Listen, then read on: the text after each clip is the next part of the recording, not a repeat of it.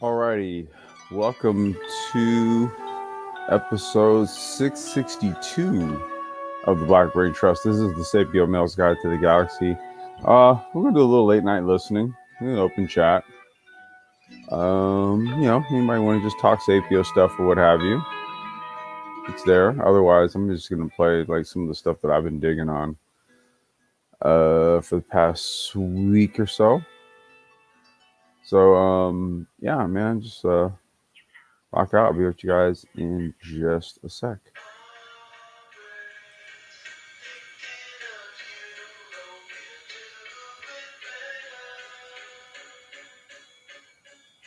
Since the last time that we spoke on the phone, you were stuck in cold weather.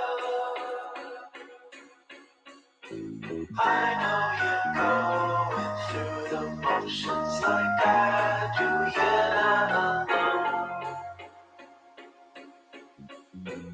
You know you got a friend whenever you need one. Pick up your phone.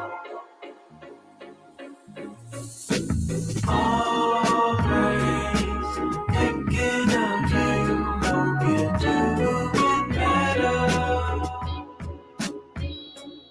Since the last time that we spoke on the phone, you were stuck in cold weather.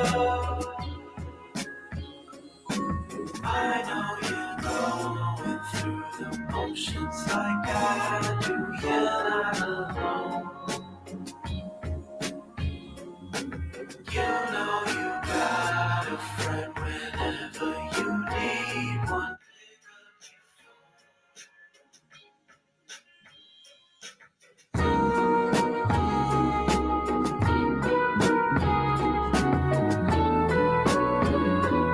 Yeah, this has been my joint, man. This cut is cold.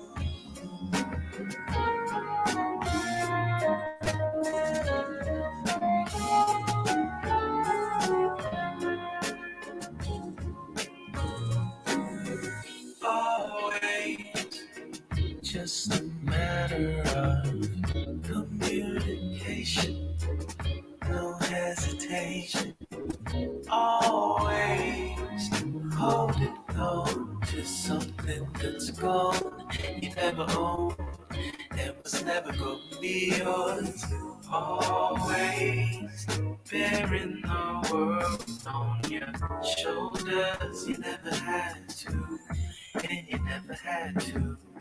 Give so much. I think I got some Alpha Mist stuff queued up next. Yeah, I do. But this is like some new mind design shit that dropped, man. And like, this is like my outside of like my own personal camp. This cat is like my favorite LA producer right now. I want to say he's like Filipino or something like that. He's Asian, yeah. This dude's dope.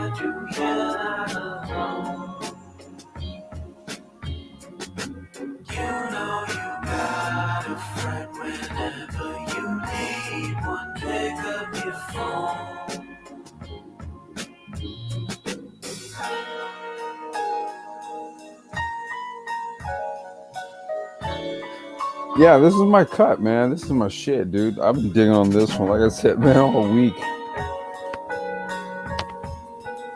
Or 2 weeks, maybe. Something like that. I don't know. This is my jam, though, right here.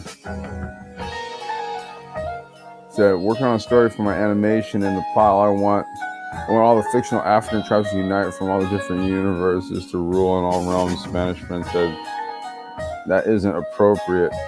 Yeah, it's a bit much, man. Like, well, you know, Black Panther was popular, you know, so you know, it's possible, Wait a minute. There we go. It's possible. Yeah, you could possibly do that, man. I don't know. But I see black. Um, Yes, I'm an yeah. insomniac. So anyway, man, I wanted to just kind of get a Sapio live stream cracking Irony is the because fact that it's my dreams that leave I me have not restless. done one in quite some time, So I lay here, and breathless. again, that just kind of has more to do with like life I see the stuff, man. same Like they lion just skulls brought the kids all over back to me. school, And I'm tired so of now this they're doing game a where I half am at the home, ghost half of at fear of the school. unknown. Then also got spring break, I so it all enter kind of just they went back 1 week, no 2 weeks, and then you got spring break, so now they're off again, and then I got my niece here. Then I have business stuff, man. So it's just like shit, dude. There's like legit no time to like sit. But since they're on spring break now, you can bet on it, dude. They'll be sleeping till like 10 a.m. Bet on it. They'll be up all like late at night and stuff like that.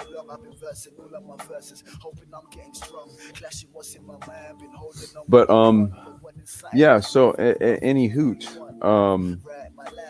This is more of just sort of like an open chat. So I'll give me a couple more minutes for a few people to roll on in through. I'll post a link and then we can chop it up about perhaps things Sapio. I don't know, or not. Hell, if you have questions about the last live stream we just did about cannabis or something, I don't really care.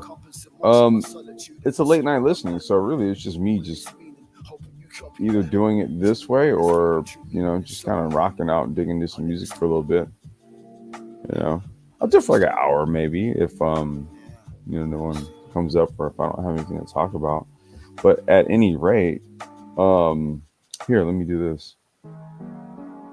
Let me do this.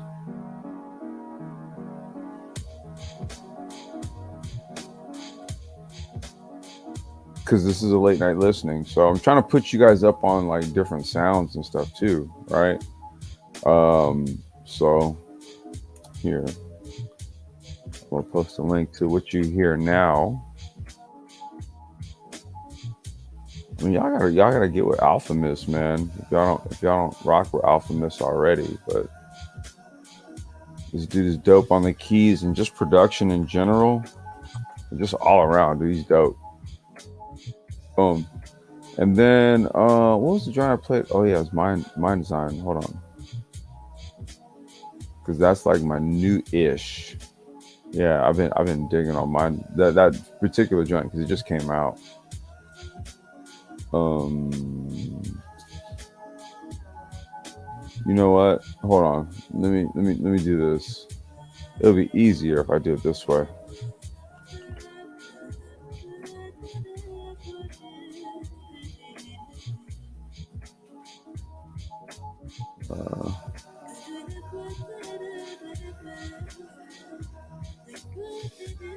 There we go. And then I'll take this right here.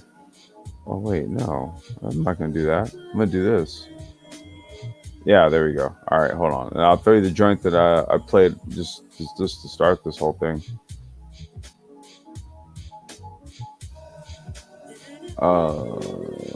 That was this joint right here.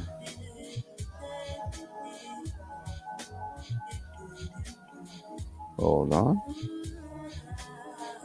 I told you, dude. I'm not a hater, man. I was a DJ. That's what I did. I just put cats up on like dope shit, or at least shit I thought that was dope anyway. Yeah, and his name's Mind Design, so it's kind of similar to Complex Design, but not really. I had my shit way before him though. But anyway, no, he's dope though. Like that's him right there. Yeah, that was the first joint, and what you hear now is Alphemus. That's the Nocturne album. Uh, yeah. So, um, so let me see. What should I say? Because I haven't done one of these in a while, and I did have some topics that I was kicking around. Maybe like a week ago, but then I think like the time passed.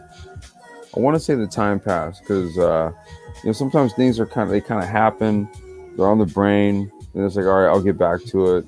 But then I get back to it. I'm like, I want to talk about that shit. So I do not have a specific topic off. Wait.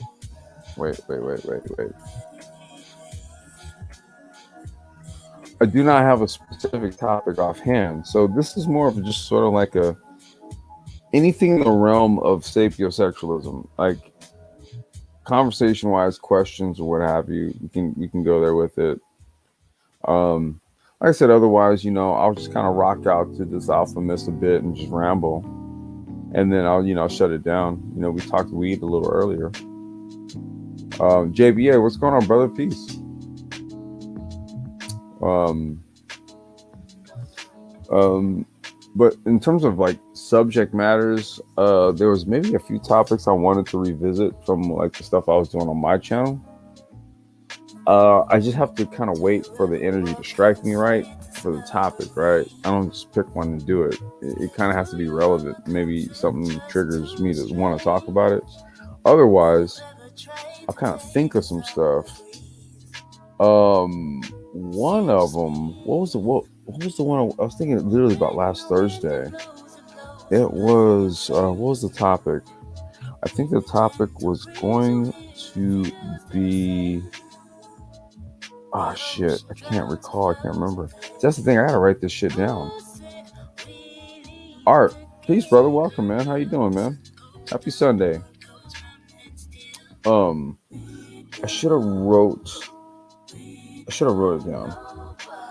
I'll think. I'll recall it. But like I said, it's sort of like if I don't strike when the iron's hot, then it just kind of goes, kind of dormant, and then it goes nowhere. And then plus because the app stuff and the micro transport stuff, with the app and everything has really just gone into full drive. I haven't really thought too much about subject matter or topics. Like I said, I had some that kind of stood out just in kind of conversations. I got some ideas, but it's not kind of at the forefront of my brain at the moment. The business summit is, and getting the app done and the new IO website done, and that's what's prioritize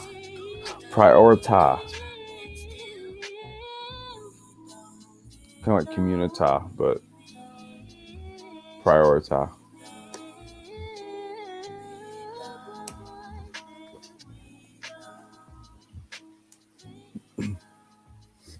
Yeah. So what else is there? I don't think there is much else. I mean, that's pretty much been the whole drilly, man. Super busy,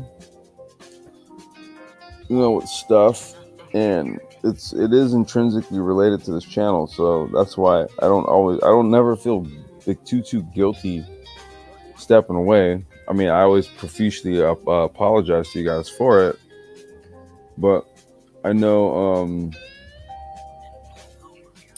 what we got coming down the pike, man. It's like some really cool shit.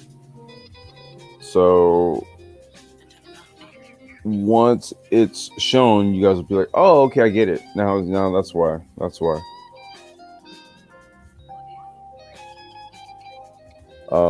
You know what? Fuck it. Here, I'm gonna do this. Hold on, I'll show you guys what's up. Here, I don't care. I'm gonna show you. Fuck it. I don't even give a shit. Here, give me a second. All right. Let's do this. All right. Damn it. Let's see. This is the app right here. Well, this is kind of like one of the final sort of the final versions of it.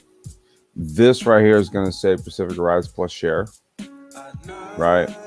but this will be the app that'll be available on the Android store as well as the Apple Store. So Google Play Store and the Apple App Store. And this platform is global. Um, so this is just like a peek at what it looks like on the phone, but when we sort of do the official rollout and stuff, I'll show you guys what the dashboard and the mechanic or support applications look like. So there's three parts to it. There's the admin or the dashboard. There's the support or mechanic application, and then there's the end user, which is this right here. This is what the majority of people are going to download right here. And we'll be explaining all the other various facets and functions to this, man. Like, kind of excited. We're excited because if people really do kind of listen to what we talk about, man, and they kind of correlate it to what it is that they're seeing out here in the real world, the crypto, the blockchain, all this stuff, all these little scooters you could rent, when you're out and about, and then you can get a sense for what it is that we're trying to do when you've listened to everything we've talked about and the way we put it all together. This has largely been I don't want to say untapped, but there's a lot to be done, right? Let's see here. This is a backpack. You can't see it. The shoulder straps are on the back, but this holds you can hold up to 7 pizzas in here and salads and shit. So you use this. People who ride e-bikes and scooters and stuff use this for food delivery. So I sourced some stuff, and we're just looking to test this out. I got some guys that are gonna do some stuff. Here's me and my daughter. I strapped it to my scooter. There's a little lock that we have that's phone activated. That's on the app that I was showing you guys. And I was doing a load test on the battery, dragging around groceries and stuff, right? That's my baby cakes on her scooter. And this is hitching it, unhitching it. And this is groceries in it. And, we ran the numbers on this, man.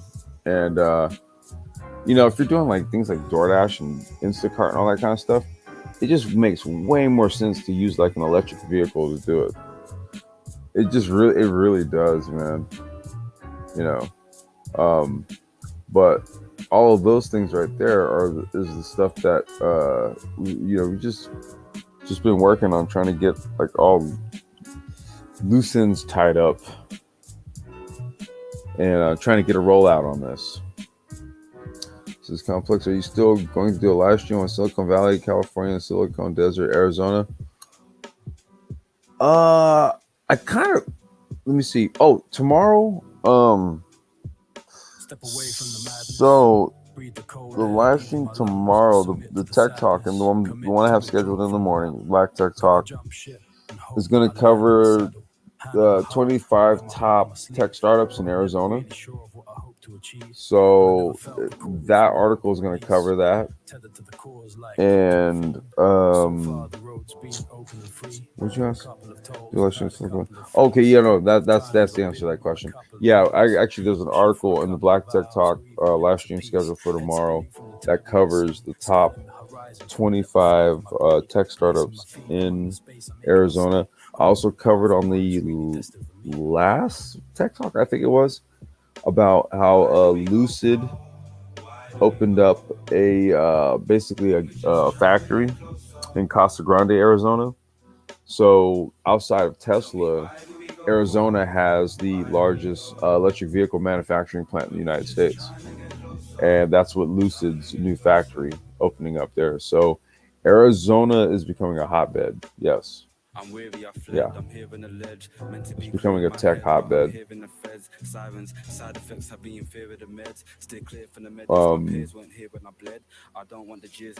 Nevada, I still am projecting to do the same.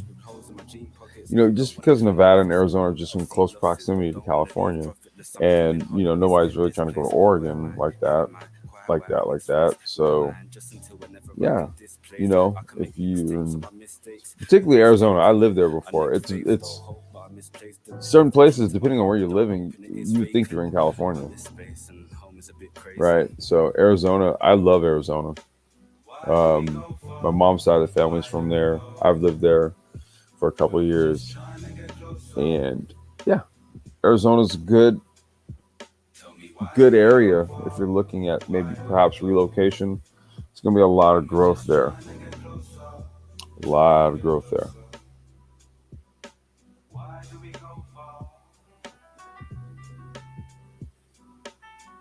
Let's see. Okay.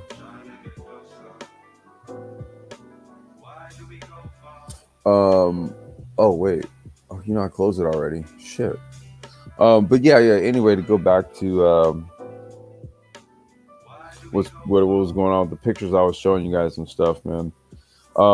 Basically, we're just testing out, trolleys. We're testing out bags, stuff like that, to maximize on you using electric scooters and bikes to do gig economy work, deliveries, and stuff like that. Kind of fill that last mile gap when it comes to sort of niche application. So, this isn't just basic, oh, yeah, put the scooters out there and then have people go and rent them. But this is more of a targeted business model and business application that we're gearing towards. And there's other parts to it. That's the stuff, man, we will talk about in the business summit. Here's another thing. For those, well, I'll do it this week, but this is just for those listening, a heads up. Um, so I'm going to be creating a Google form, right? So in the business summit is basically going to have sort of like a what we hope to have born out of it is a what we hope to have born out of it is sort of like a hey, MOT, what's going on, bro? Hey, what's up, man? The thing Chilling. that you're doing, man, I've been seeing these things pop up all over. I seen them when I was at Ohio State last week. I seen Mhm. these things pop up when I was at the University of Louisville. I started them seeing pop up there, and actually in black communities, I'm starting to see this shit too, where What's the type of micro transport thing you're doing. I'm Oh, seeing these yeah, things yeah, pop up. yeah, yeah, yeah, all over, man. It's Yeah. one of those things where I mean, we modeled it out where we were like, okay, you could use that as a form of owning your transport lanes, right? If you utilize it correctly in your communities, right? And that's one way to kind of stave off gentrification. And the barrier of entry to get into it is so low. Yeah, it um, is. yeah, it is. And I think the main thing is that if you have a platform that you have access to, then it becomes relatively simple. So what we did was, you can literally come to us, man, just turnkey. You just get it all. You get everything, right? And we figured that would be the easiest way. But like I said, these are things I'm gonna save for the business summit. But we're gonna talk about all the verticals within it, Oh, okay. within that, right? Like all of the various other, like, jobs, for example, other roles, other businesses that somebody could springboard or incorporate into a micro transport platform, right? It's not just simply just renting scooters and shit. You know what I mean? Um, so that stuff I want to save for the business summit. But because, oh shit, wait, I hit a button on the keyboard. All right, there it goes. Um, but because we've kind of been quiet for maybe like the last 2 weeks, I think. I just wanted to kind of give people a heads up as to why that was, and it had Oh, okay. everything. It has everything to do with this damn app. Just trying to get it done, man. Get everything done. We had a deadline for, let's see, it's the 28th today. um, April 1st. We're trying to, we'll see, man. Hopefully, man. I don't know. We're trying to cram right now, so that was the thing. Beginning of April, end of March, beginning of April, we were trying to have it done. Oh, okay. Yeah. So it was that, and then just like home and life shit, man. Like, you know, the kids went back to school, but they go back like half a day. What? Yeah. They go to school like so.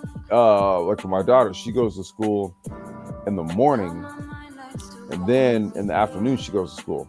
I take her to school, right? So my days are like all screwed up, dude, because I got to get her up in the morning. She's got to just do self-learning. And then I got to take her to school, but she's only at school for like 2.5 hours. And I got to go pick her up. And then she's out of school. Yeah, that's what's going on. It's hard to try to do anything. And then now you got spring break. So now they're out of school. Yeah, I know. Yeah. Yeah, after going back for 2 weeks. Yeah, that's why I had to get the hell out of the city, you know. Bro, I mean, like, dude, like, man, we went down to, I had to go, you know, we had to go down to do some, I had to go down to Venice Beach yesterday. And, you know, we went down there and my daughter's like, you know, Daddy, I want to move down here. And dude, I shit you not, man. We got to this one stretch where we were trying to get there. We were in Pacific Palisades. And from Pacific Palisades to Venice, it's only like 6 miles. But it took us 30 minutes. And I was like, babe, this is why I kind of don't want to live here.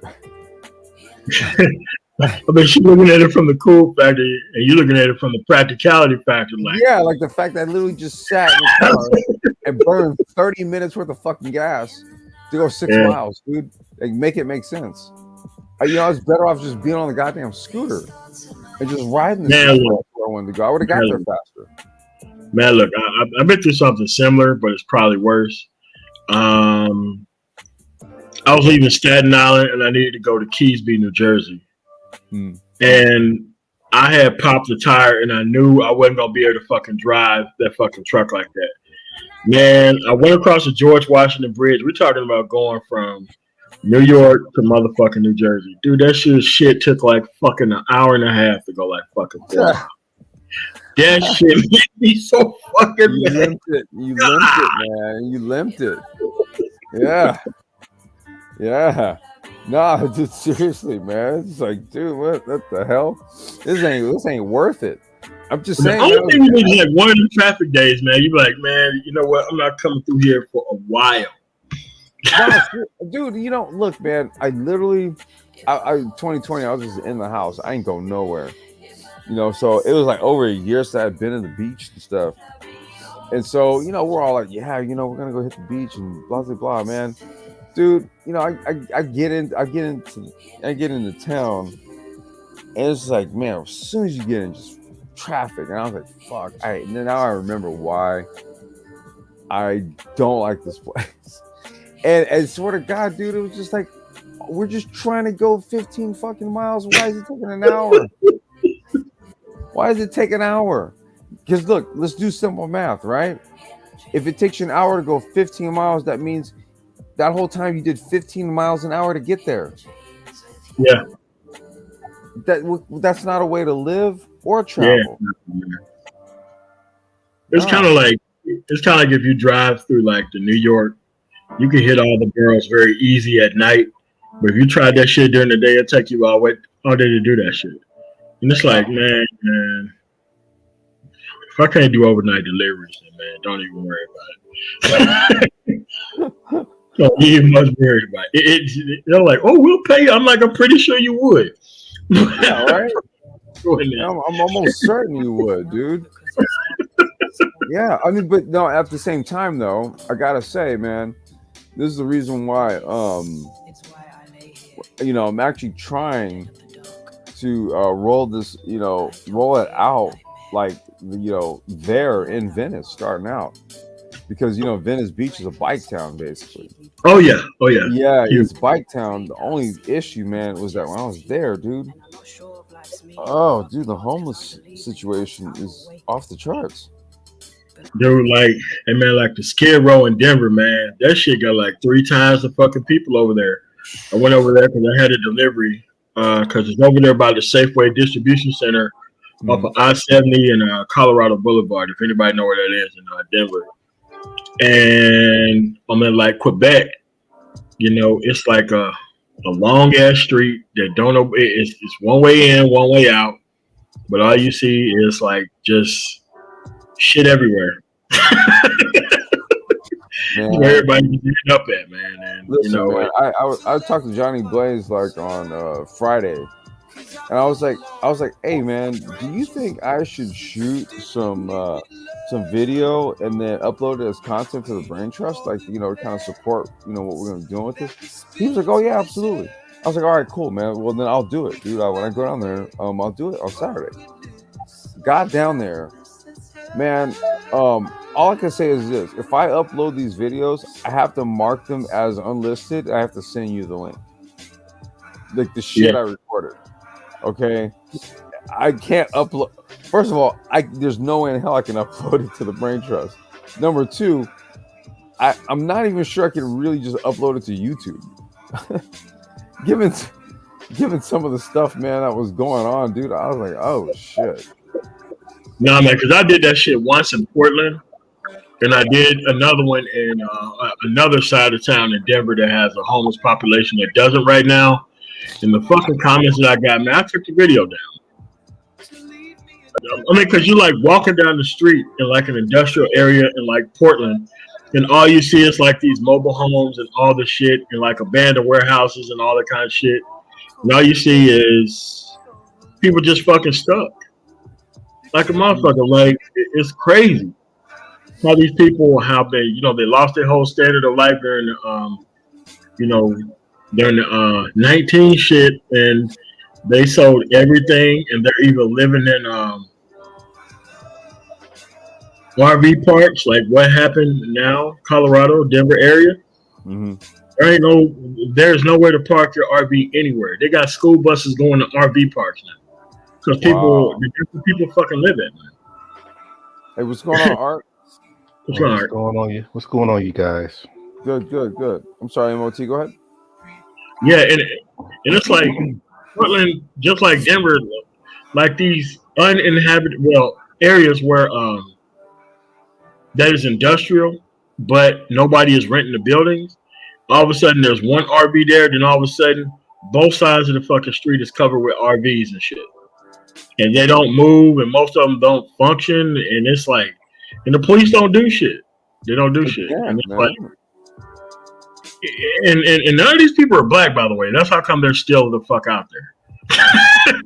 Man, no people are black. They're like fucking day one. Well, dude, out here in LA, man, it's on Skid Row, man. Like that, if you're there, you're good.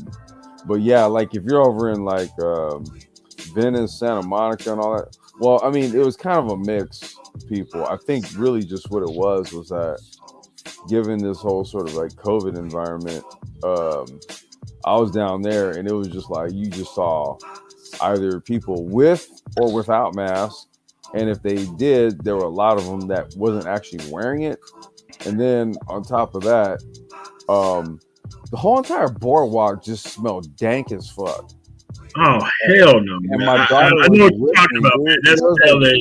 Yeah, it was like hella kids and all this stuff. I was like, bro, like it smells like hella weed out here. So that was why I can't upload these.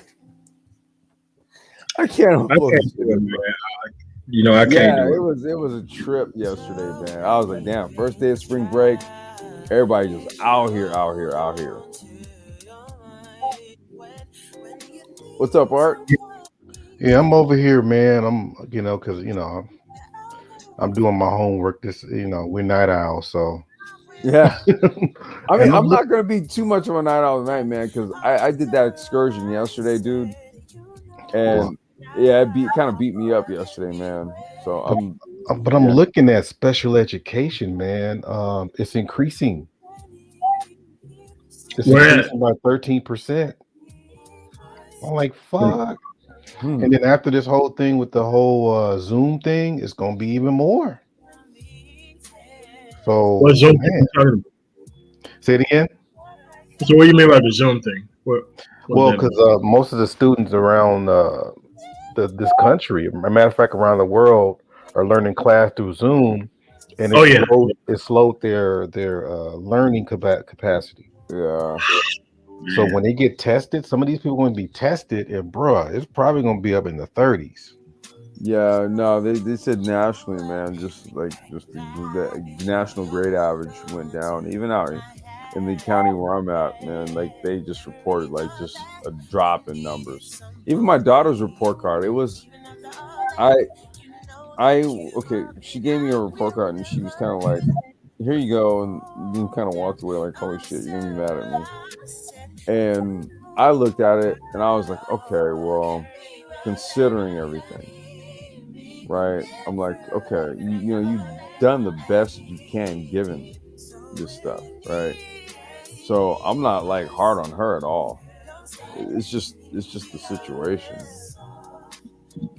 Yeah, I have younger nieces and nephews. Kind of the same thing.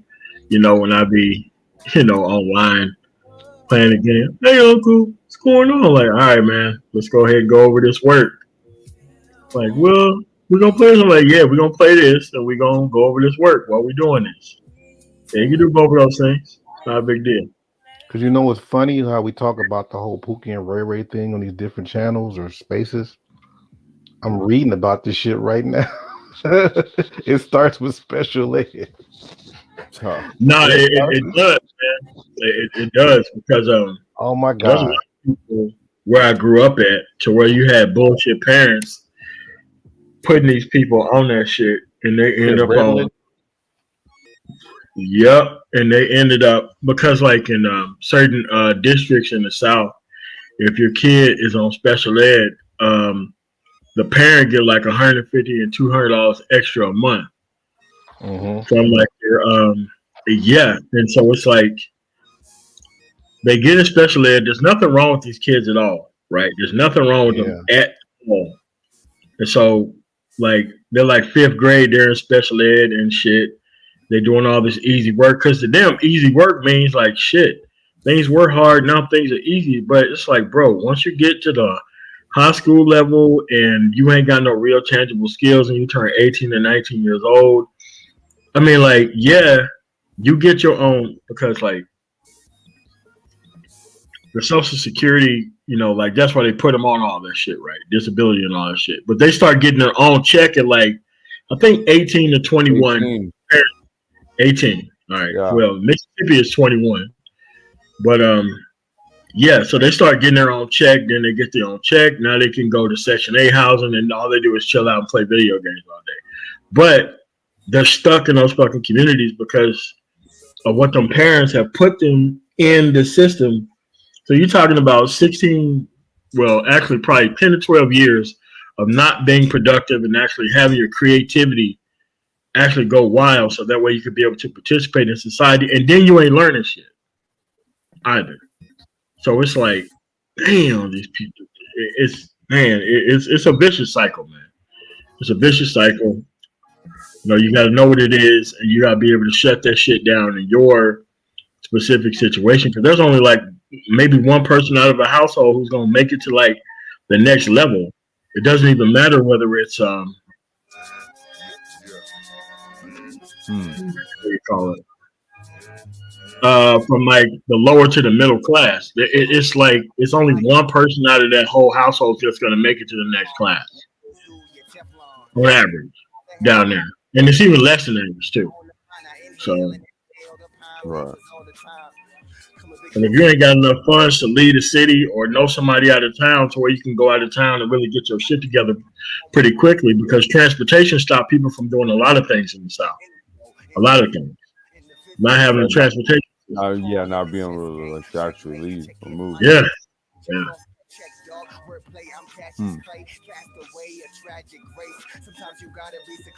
don't know if art is still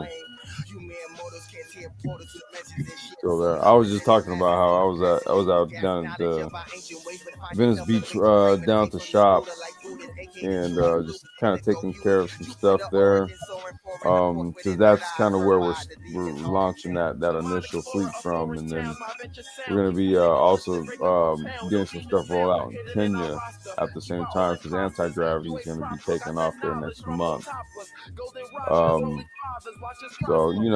it's really just a matter of trying to like real time scale this stuff out. Like I said, man, exploit those verticals. There's a lot of opportunities.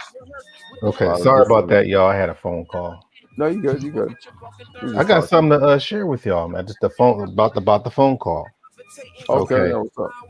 I I'm still, everybody know I'm still working on this credential for administration, and I'm trying to implement things to bring the reading and math levels up in African American students. So this sister just got off I got off the phone with. They got this program where they can learn. I mean, they can learn different reading fundamentals and just kind of how can I say, revisit things that they kind of missed out on to bring their grade levels up. Mm-hmm. But once they finish the program, they get their return back for the new students and get paid $15 an hour to be a peer like they call it a study buddy. Yeah.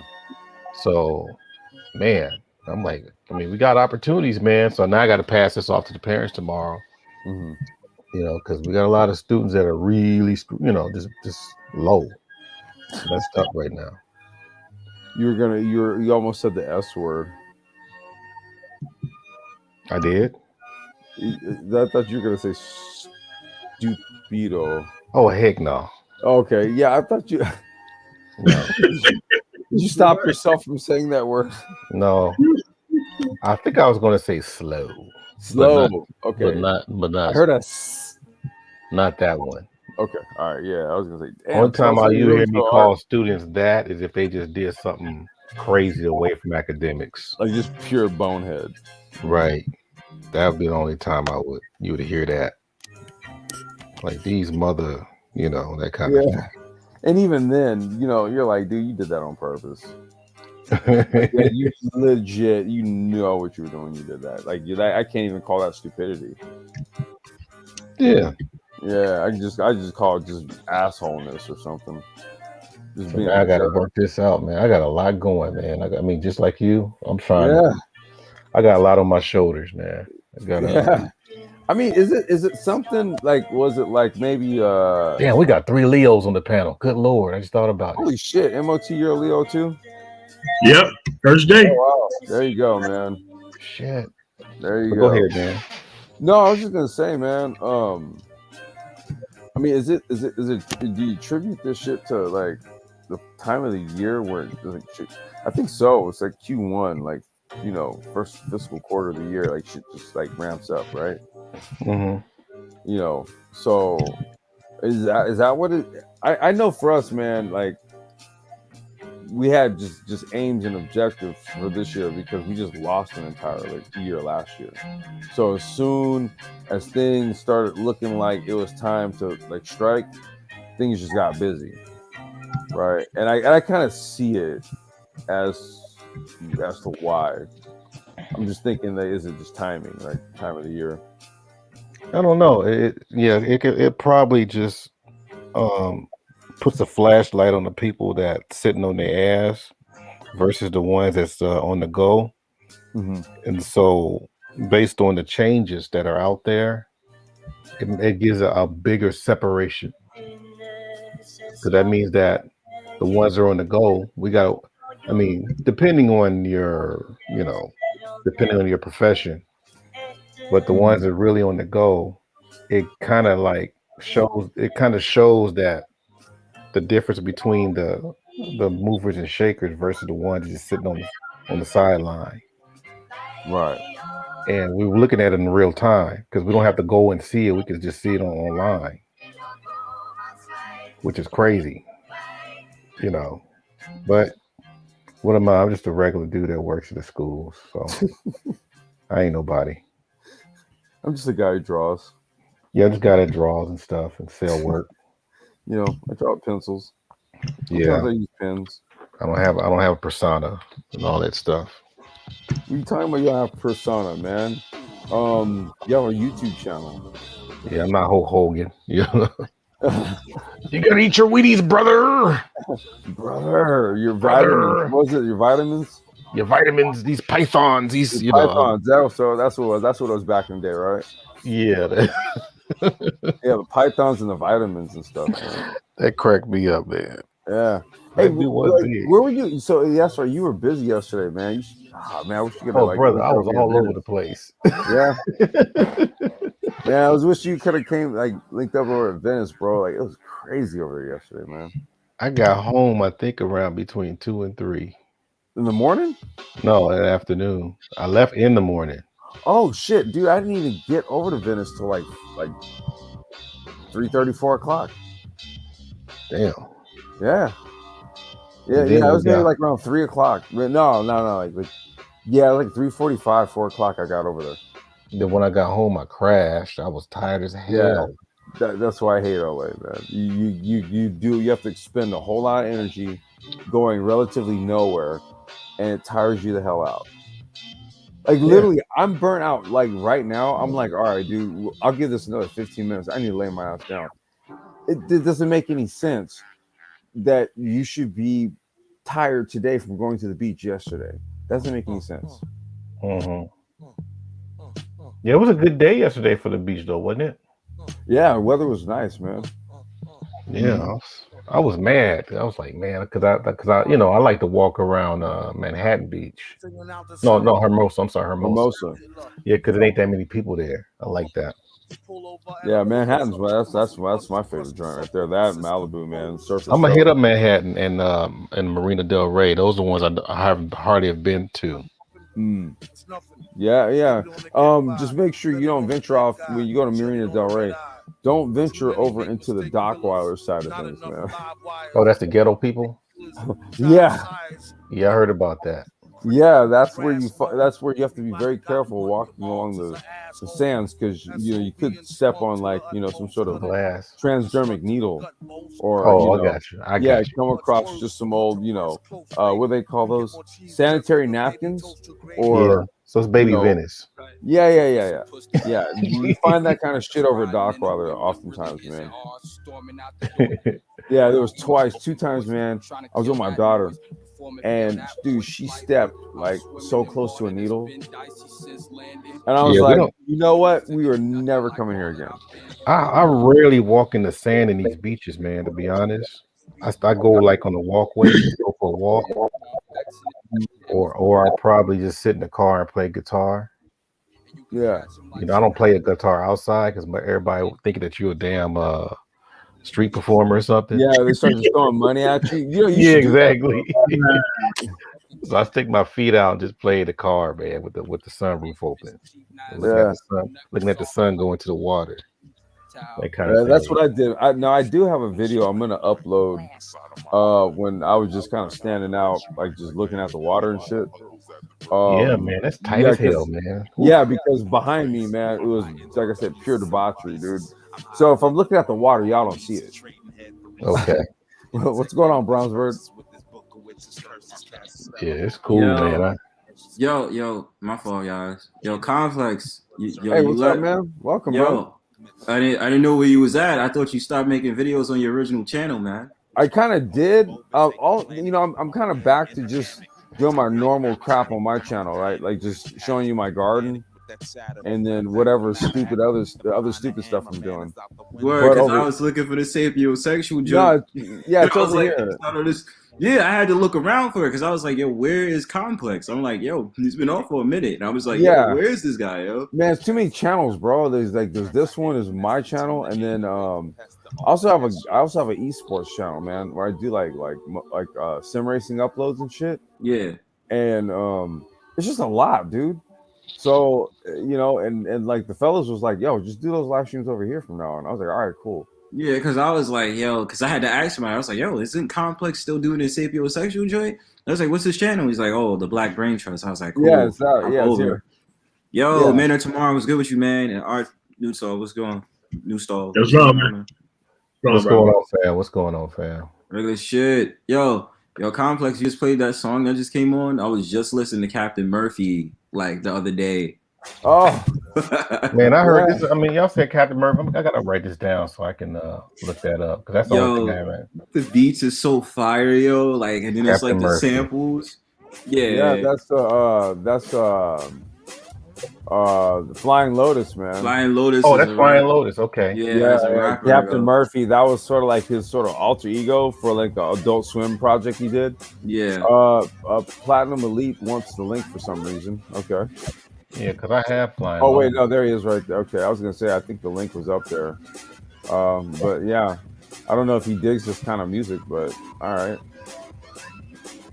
Hey, Renaissance, what's going on, man? Welcome. Yeah, New Star. Make sure you listen to What that the though. Like if fuck? you want funky beats, bro. What are you listening Okay. to? Wait, hey, is this Platinum? What's going on, man? It's platinum. What you listening to?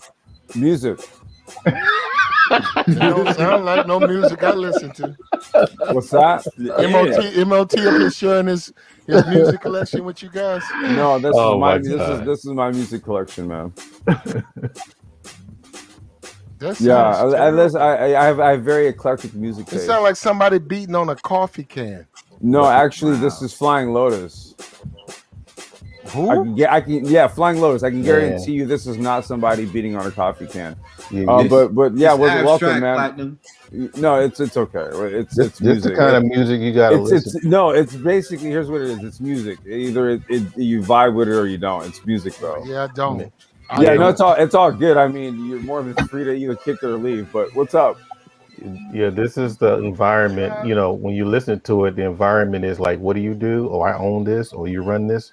It's music where you are doing a lot of business around. So Nah, I'm tripping on you guys, the Sapio-Males. Y'all like intelligent bitches, but you can't fuck on them. I've been killing me on Can that. you kind of chill on the language though? Oh, my fault. My fault. Yeah, thanks. What were you getting at again? Y'all like the smart, the nerds. Not particularly. I don't know why you say nerd, but no one said that. That's an intelligent female, right? No. There's an intelligent female. Okay, you can have a dude. Really? Like, okay, no. Wait, hold on. Let me do this real quick. So like, what is it that you have difficulty understanding? Let's start there. I'm going to try to work with your intelligence. Let me where are you having difficulty with this?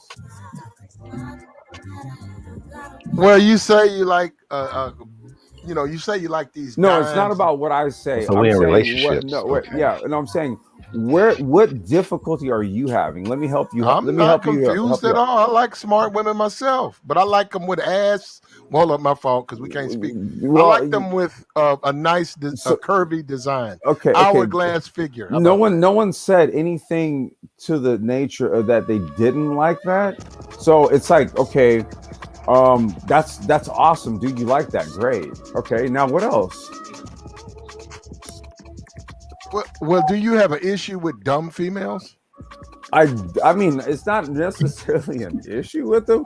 I just don't prefer to mess with them. But hey, man, more for you, right? I got you, but I think most men like women who are less I intelligent. know more. So more for them. Oh, okay. Yeah, more for them. What else? That was it. That was it. Okay. Did you have any other questions or anything? Or nah, man, I saw you was live. I just joined. Is it good? Yeah, no, we're good. I'm just trying to follow where you're going. I'm listening to you. You like actually, we're guide listening to the you universe. Right, the guide to the universe. No, but we're listening to you though. I pull up in the spot, man. I go up in the club. I have a good conversation. I pull. A club? This is a live stream. Yeah, you guys don't go to clubs, right? You don't go to clubs. No, I used to DJ, bro. I used to DJ clubs. I used to throw them. I used to promote them. I used to do all that. But this is an actual live stream right now. There's a difference. There's a difference between a live stream and a club. I'm not at the club. I'm on a live stream. I'm saying I know, but you just said something about pulling up at the club, and we're not even talking about that. No, you said guide to the Sapio's male. So Sapios don't go out to clubs? No, like Yeah, I they said, do. I DJ. I used to DJ clubs and I used to Okay, promote you them and used everything. to though. So were you Sapio then? Yeah, but the difference is that I'm older now with a kid, and I'm a single father and stuff, and I got responsibilities. So things change. So you're a responsible father when you approach women now. I'm a responsible father like all the time. I got you. Well, I see. Well, okay. I mean, are That's you that's are cool. you like only a responsible father like part time? What do you want from a Well, relationship? wait a minute. No, answer the question. This dude is Are nuts. you only like a responsible I'm father like saying, part time? what do you Are you want like a from a deadbeat relationship? other times? How does it work? I'm never a deadbeat. I'm saying, what do you want from a Just relationship? go along with it, Complex. Go along with it. Just Let's go, see Huh? what he Yeah, says. yeah. for it, bro. Where you gonna Just go go along with for it? it, bro. Okay, I'll go along with it. Pick up Wait, a wait, mirror, plug it, and just write your name in it, and just keep going. No, what do you want from a relationship? wait. You ask me what do I want as if I Mhm. haven't already had it. I've been I didn't say successfully. that. Wait, no, Why you platinum. assume Wait, that? platinum. Because you know what it tells me is when you ask that question, you don't listen to anything that goes on over here, right? So you kind of come in. It's like you know what it'd be like. Yes, I do. No, it's kind of like going to CERN and go, what's this large hadron collider for? That ain't I'm no always listening to you, man. What are you talking about? So then why would you ask that question? When did you address that topic? What you want from a Well, relationship? if I've been happily married before, given that I'm widowed, if I've been happily married, why would you ask me what is it that I'm looking for? I've been happily married. I think what is every guy who's ever been happily married? If you ideally if you I were to don't be know. happily married, That's why what would you be looking for? Like oh no, you asking me to answer your question. no, I'm asking the question. I'm actually asking you to answer your own question. How could I do that? I just asked you, so answer it. How could I answer your question? Because I took your question and asked it back to you. Okay. So now you answer it. It's a remix. Because I've already, it's a remix. There you go. It's the Yeah, remix. the remix. I got you. Yeah, you know. That's how. That's how. Don Marco. Don DeMarco. Yeah. So, How can I? I'm gonna say Go it ahead, dude, again. you got it, What go do ahead. you want from a relationship? I mean, what do I That's want? that's not a trick question. It's just you answer the question. It's not a trick question. It's a funny question. What Okay, does well, any answer- person want answer. from one? Okay, here's what I'll tell you what I don't want. I don't want to get fucked over. Oh, now I you're saying don't what get, you don't want. Okay, my fault. yeah. I'm listening. So figure put two and two You want together. to guarantee? Hold up. Let's jump in. You want to guarantee? That's what you just said. A what? You want A to guarantee? A guarantee. That's what you just said. There are no guarantees in life. I agree with that. Now, So but you just said you want to wait, guarantee. slow down. Because if you agree with that notion, then how could you assert that what I want is a guarantee? You said you don't want to get fucked over. Okay, so here's what you do. There's things called preventative measures. That isn't necessarily that. Okay, so Really, here's what no you do. way you It's can. called- To no, be no, wait. honest, Do you know what minimizing risk is? yeah, but to be honest, there's no way you can prevent that. Actually, there is. You can, actually. Yeah, Not actually, if, no, actually, no. Okay, well, I'm actually, listening, and I'm no, listening. because you. I mean, look, you got to understand, right? In Okay, different. hold up. Wait, Listen, hold on. I'm In different listening. I How know. do you prevent being fucked over? I'm listening. How do you? So don't engage in shit that could potentially get you fucked over. Let's start You there. look for the signals as well. And How complex? Platinum Hey, League. we're Can in I the ask sound you switch. how? Hold on, man. Renaissance was good. Hey, what's up, panel? What's going Platinum on? League. How old are you, if I ask? He won't Why? tell us, man. Remember last time we asked him? I'm over Nah, 30. We say it do again? know he's older than all of us. We do I'm know that. over- He's not going to tell us his I might actual be. age. I'm over 30 though, but go ahead. Oh, Right. no, can you can't give me an exact number? Why? Because I would like to get an idea of your perspective, the era you grew up Nah, I in, as know far as people- I know dating, people- mating. I know people 70 who act like they're 18. Well, No. okay, yeah. No, I'm talking about the era of dating I'm gonna that say this you grew up in. I'm going to say this again. I know men who are 70 who behave like that they're doesn't 7. really That matter. doesn't. That's not actually You can't addressing throw that any- out there like you can't go by. Wait, platinum. Check it out, dude. Don't do the dumb shit over here, bro, because I'll kick you off. All right. Like dude, I don't fuck around, dude. Like I'll be real. I'll What did kick I you do fuck that off. was dumb? You're sounding dumb right now. You know what I'm getting at. There's That's a what I difference mean. between Don't there's a fucking do difference that between over here, bro. courting I'll between kick you the someone fuck who off. grew up in Channel. an era where there was no I don't internet, play. or someone who grew up when there was no or the telephone had just become in existence, and Like, someone dude, who's like a Gen seriously, Z don't be stupid grew up over here, in man. this. What was your childhood? The 70s, the 80s? Like, what was your childhood? Because like, if you want to do the stupid shit, I'll talk to you like you're a fucking idiot. How do you want to do this? I'm over 30. That's my No. answer. How the fuck do you want to do this, dude? Because like I said, dude, either you can chop it up on some real shit, or you can get the fuck out of here, dude. Like it's your choice. Okay, wait. So you're saying I got to reveal? Get the fuck out of here, bro. Like real shit. Dude, no, I don't do this dumb shit. Get the fuck out of here. Like, here's the thing. I try to give people the benefit of the doubt. We say this is a decentralized platform, right? But if you're gonna come up here and be a complete fucking dumbass, I will talk to you and treat you like such. Get the fuck out of here. Let's do that. No, I was gonna say the thing that kills me is he said there's no guarantees. I'm like, do you realize there are people who get married, and like, even if you don't want to go that route, there are people who actually get married and the institution actually works and functions as it should. No, I mean that, It's just not the majority. I told him, look, I told him as somebody who was happily married, right? Like that's why I was like, dude, like don't play dumb with me, bro. And the fact that he's more than likely the oldest motherfucker that was on the panel acting like that, dude, I have zero respect for that shit. That's why I just talked to him the way I did. He was like, "Oh, F on a B, this, that, and the third." As soon as he came with a panel, it's my like, whole thing is he came up and then he tried to he basically tried to misstate the whole position that we talked through literally in an entire different live stream of, oh, y'all like nerdy women. Yeah, that's what I was like, get the It's fuck like, out of dude, here, we've had this conversation. Man.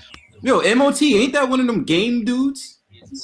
No, Yeah. we already know who he is. He's a fucking dumbass. That's what he is. I mean, game or not. I mean, dude, like if you can't conduct yourself with a level of intelligence, then get the entire fuck out of here, dude. There's other platforms for you to go on and talk this stupid shit. Like, let's just be real with it, dude. Like, that was some fucking dumb shit to do. Over here, there's plenty of places where you can go with that dumb shit. You come over here and you think you're being funny. Like, you're older than all of us and you sound like a complete fuckhead, dude. I mean, he have 100 people in his chat when he goes live. There's no need to come over here. I mean, that's why I was like, what did you think you were doing? Like, you just made yourself look like a fucking idiot over here. But not to him, though, because well, no, that's okay. I mean, no, here's the thing, right? The Brain Trust has its own audience, right? And its own people who watch it. So now here's what they just did. They just watched this complete fucking idiot come over here and make an ass out of himself. And then I had to just basically just say it for everybody. This guy just came over here and made an ass out of himself. Mm-hmm. And he thought he was being funny. He thought he was making a point. Like, dude, you can't override a higher point with a lower one, you stupid ass. I mean, like, that's just fuck. Oh my god. All right. Don't even sweat at complex. Yeah, the whole vibe was off, bro. Like, you coming in here. It's just what it is, dude. Like, it is what it is, bro. Yeah. Like the music, and then sitting up there talking about nerdy bitches and all this other stuff. It's Yeah, like, you don't understand, bro. Here, bro. Like, it's talking all about, good, dude? bro. Yeah, like, screw that. It's all good, yo. And but you know what? Hey, dude, at least what I was trying to do was stick to what it is that the Brain Trust is about. A decentralized platform. We can intelligently exchange dialogue, right? Mm-hmm. But dude, if you're gonna breach that intelligence requirement, dude, you're 86, bro. You're out of here. Yeah, that's it. You gotta do it in a New York accent. Get up out of here. Get up out of here. Wait, where's MOT? He knows how to say it. Get him out of here.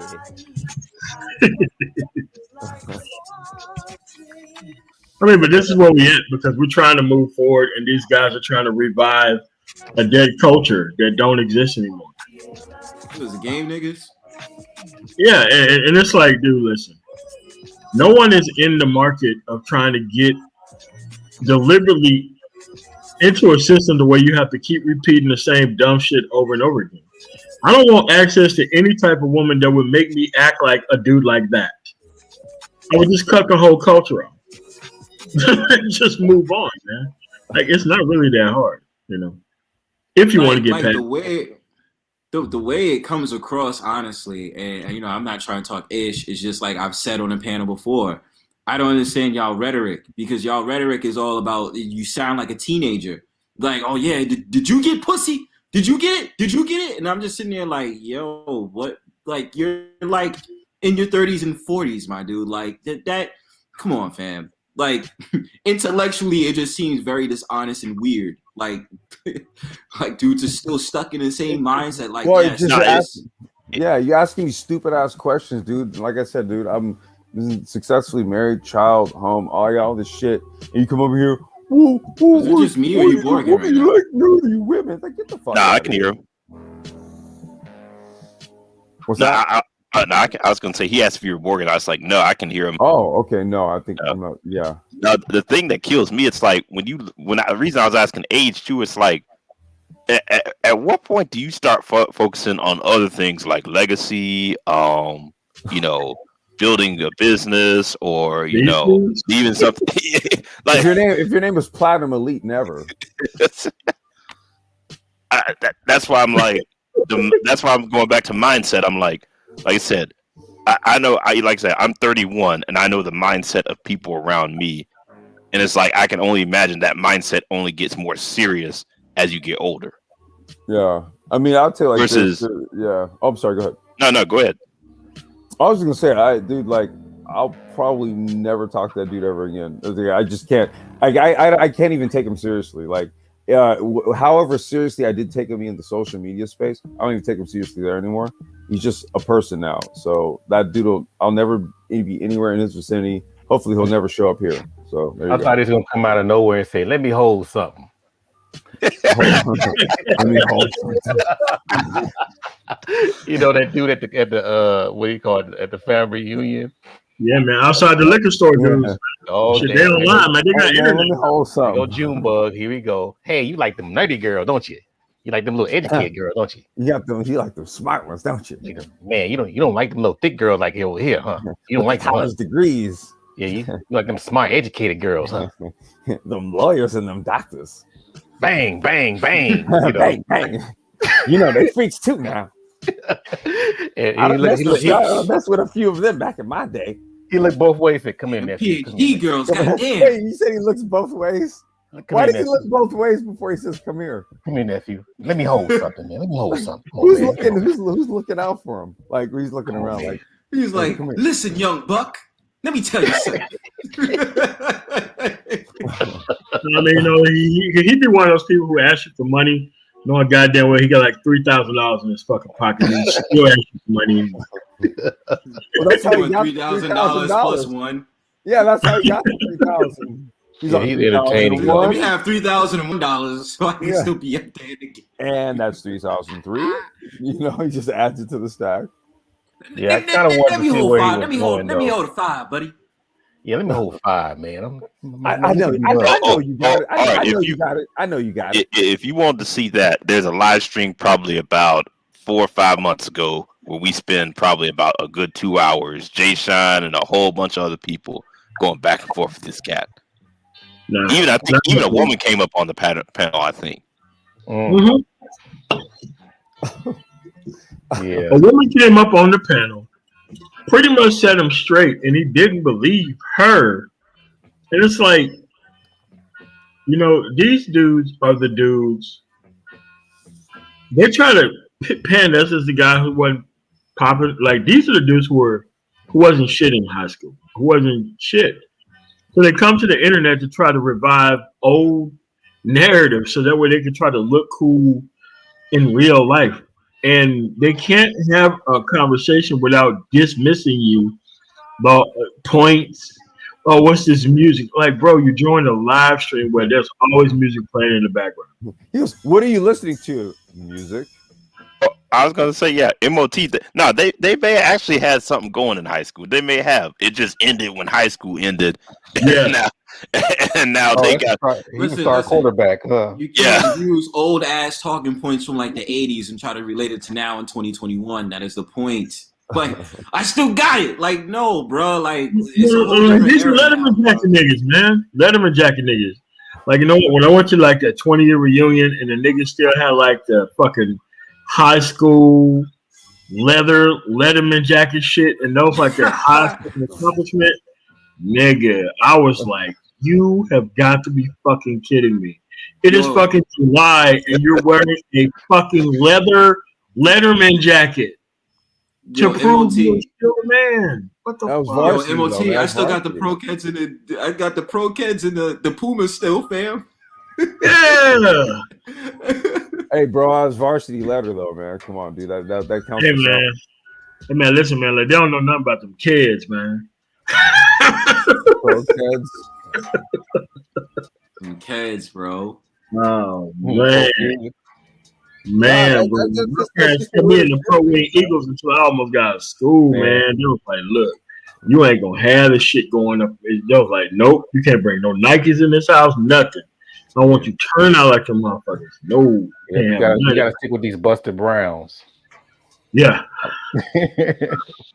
Oh, that was really the thing. I heard Nick Taylor talk about that too. Yeah, Buster Browns. Them thick, Oh, ugly the ass Buster shoes. Browns? Oh yeah, Yeah, man. man. We had to wear them Buster Browns back in the day. Okay.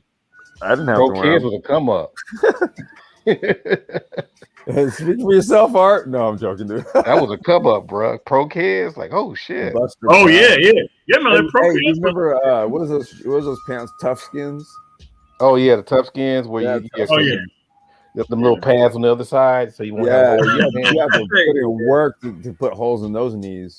Yeah, the worst part is when your mom ironed them. What the Tough Skins? Yeah, when she irons them, it's kind of squeeze your knee because whatever it has like it forms where it's like damn near permanent. Yeah.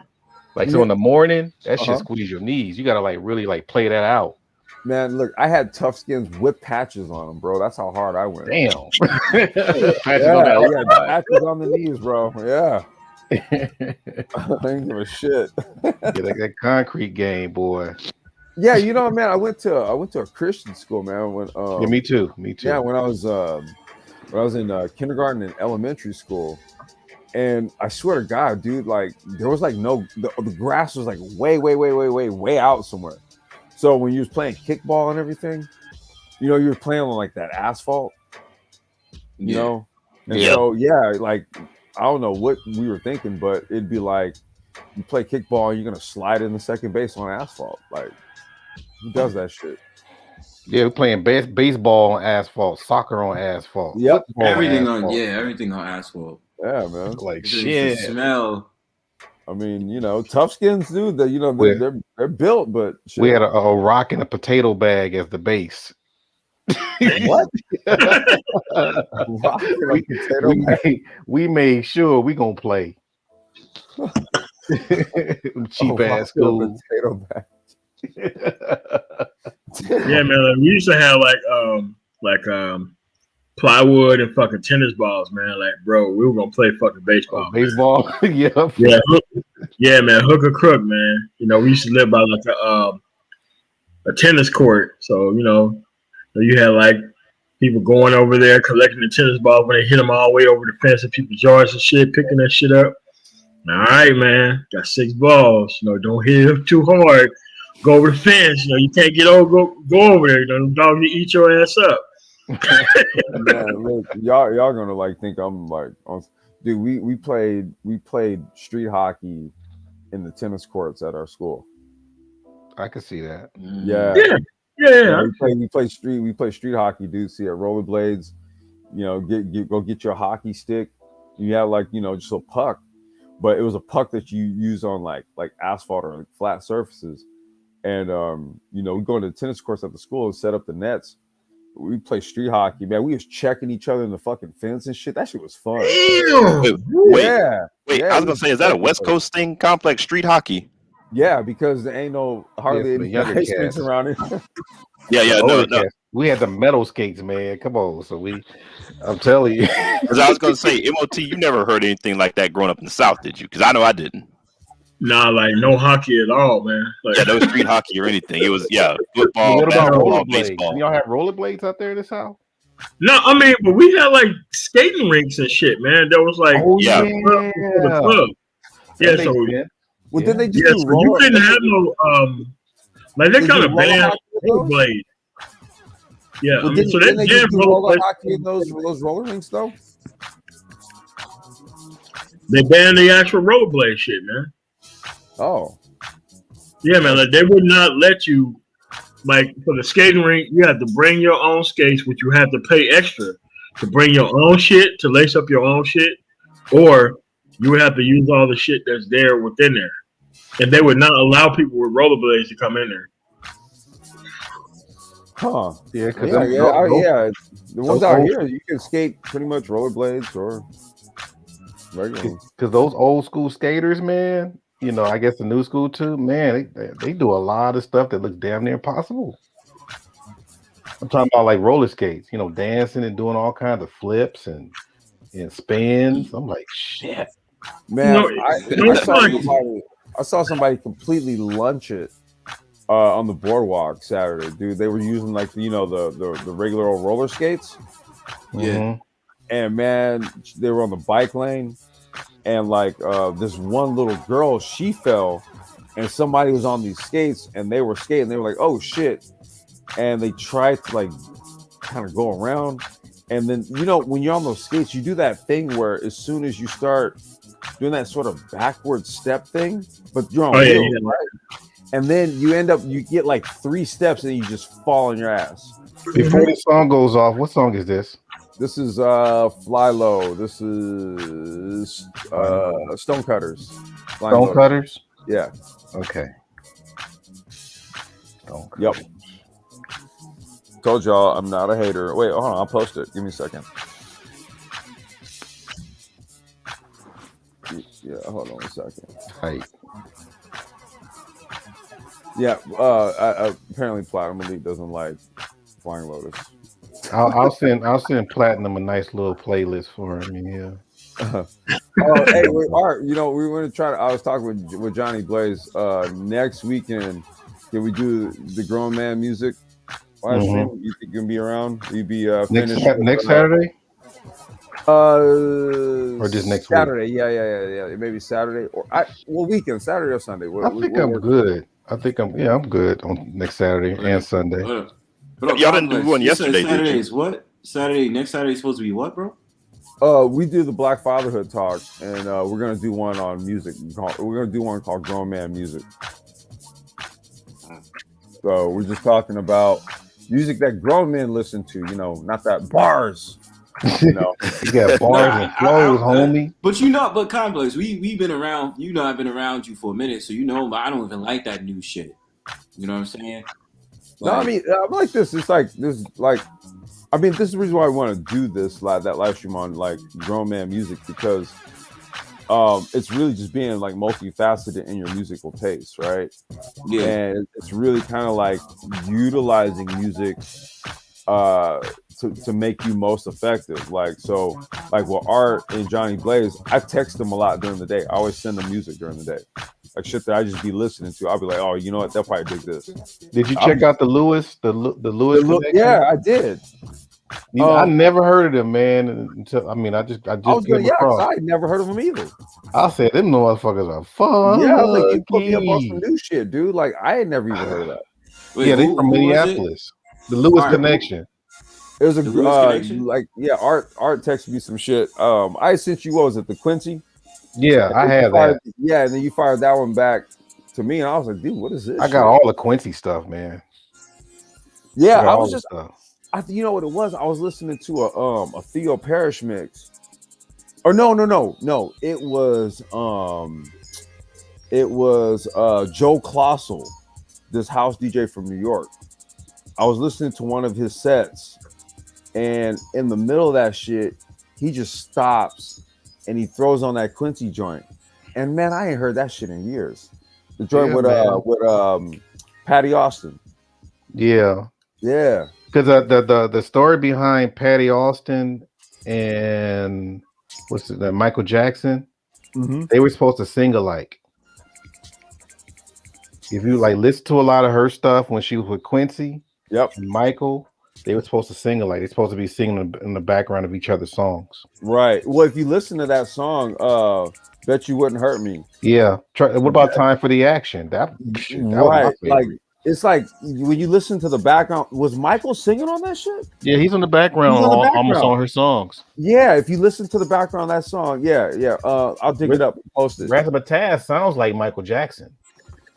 Huh. If you listen to Razzmatazz, it Mhm. sounds like Michael Jackson singing for the Wiz or something. Yeah, if you listen to Steve Lacy, man, he's like the second coming of Prince. Really, Steve Lacy? Steve Let me Lacy, look him yeah, up. yep, Steve Lacy. Yeah, he's got, and I don't even think he doesn't try because he's not like doing the Prince shit, but just like how he makes music, man, He's he just kind of 22. has that He's from that Compton? sound signature. Yeah, he's part of that group, The Internet. He was from that group. Well, they must have took him away. They probably kept him out of public schools. Yeah. No, they went to like performing arts school. That Yeah, I whole figured that. group. You know, Tyler Creator, like all them dudes. They was all that whole group. They all went to like Our Future. Odd Future. Yeah, that's them. All of them, like Internet, Odd Future. I'm trying to remember who else was part of that whole sort of circle. I want to say even Ocean. Frank Ocean. He was No, born when I was. Thundercat was with him?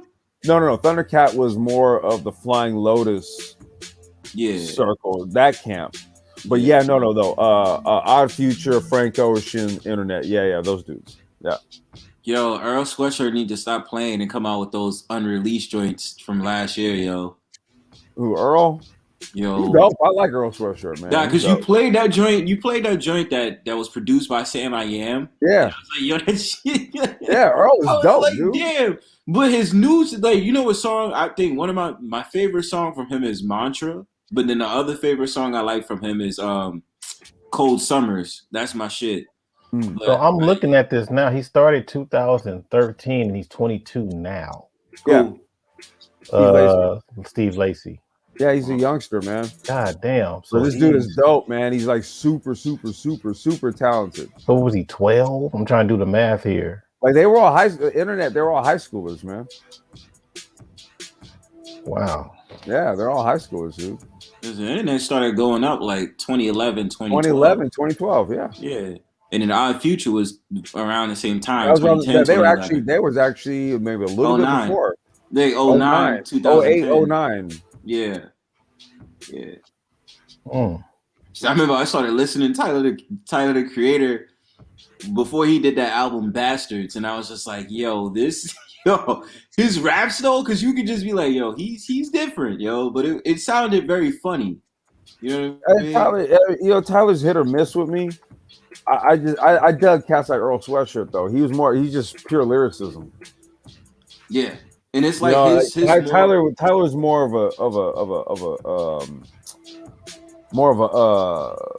of a entertainer, I guess you can say. He's an entertainer, but at the same time with Earl, it's not like when his bars, it's not like you gotta decipher his joint. It's not like you could just be like, oh shit, like he just spit a bar. You know what I mean? Like you gotta decipher it. Yeah, to me, it's like that's what I'm saying. Earl's a lyricist. That's what I mean. Earl is like a rapper. I like Earl. Tyler was just like a kind of like a entertainer or something. Let me ask you guys this. You know, I guess this is an older dude's question, old nigga question. They say, all right. Old nigga question. I'm like every song, like a lot of, especially the newer songs, is usually either if it's a R&B song, there's a rap hook. If there's a rap song, there's an R&B hook. Right. Mm-hmm. Is that supposed to be like the norm to where there should be no separation? No, it used to be with hip hop. It used to be like you played you did pause cuts. So it was 16 bars and then like a pause cut chorus or something, right? Right. That used to be what it was. Well, that was in Uh, the late '90s, well, that's what I mean. It changed. Well, even in like into the 2000s, like the whole indie shit, that was still they had like that original sound aesthetic. But like Father MC and all that stuff. You know, what? Oh, you mean like the singing and all that? no, that's why I was asking because I'm looking at I guess more I'm a musician. You know, we already know I'm a musician, and Yeah. you doing the music too. So I'm just trying to see because like me and the music you playing most of the time is separated. You know, sometimes there is some people rap, and sometimes it's a mixture. Sometimes it's rap, singing only, Yeah. music only, that kind of thing. And I'm just wondering, is that supposed to be the norm for the younger generation, or the You know Nah, what, norm man? now is sing rapping, honestly. sing Well, rapper The whole way through. That's what it seems like. like the what well, do you call like the auto tunes and all that stuff? well. I mean, auto tune at first, but now it's just kind of like I mean, the auto tune era is it's kind of over. Like now, it's just kind of like dudes. It's like if you understand when it comes to sing rapping, it's like they're not really rapping. They're doing it with like a cadence where they're just. It sounds Like like Lil they're Nas more like X. singing. Yeah, exactly. Like a Lil Nas X, like yeah, that around that type of thing. Yeah. Well, yeah, I Yeah. think what happened is you moved, and this kind of started with Kanye West. Actually, I blame him, but Okay. you really just kind of went from a 16 bar rhyme structure to an 8 bar rhyme structure. Yep. So when you do that, you basically have the lyrics, you have the words, you're having everything, even like the information embedded in the music. You just have it, right? So now what you do is you have to stretch out your lyrics, right? Because it was 16 bars per measure, but now it's 8. So now you're singing it all. And that's really what it is. 8 bar rap, the 8 bar rap style became like the standard. Well, at least for black rappers. All the white rappers became the lyricists, right? Like Yes. it's like your Logic and all these guys. All of a sudden, They flipped it. they became, now Mac Miller was dope. Rest in Yeah, peace to him. Mac I'm not going Miller. to take anything away from him. He could actually rap. He was dope. Mhm. Okay. But your Mac Millers, your Logics, your what's his name, Yellow Wolves, all these dudes, like they were lauded for their ability to have like insightful lyrics, right? And all the black rappers are doing this mumble rap shit. So low key, we went from being like supreme lyricists to like just being these mumble rap niggas, and then all of a sudden, like the white dudes, Getting all the Grammys and Yeah, all the and they still, accolades. what's crazy? Even with the trap stuff now, I was listening to this dude, Jack Harlow, and I was just like, it's amazing because his cadence is like giving into something that, people in rap would want to listen to. It's still mumble rap, but it's like his is different. And I don't really care for it, but it's just like, you're right, Complex. And I'm just like, this is too crazy. Like, when we was having that conversation about New York rappers, I found another one, and I was like, thank the Lord, because you Yeah, teamed up with some producer from Houston, and I was just like, yo, I bangs with that, and I was like, finally, yo.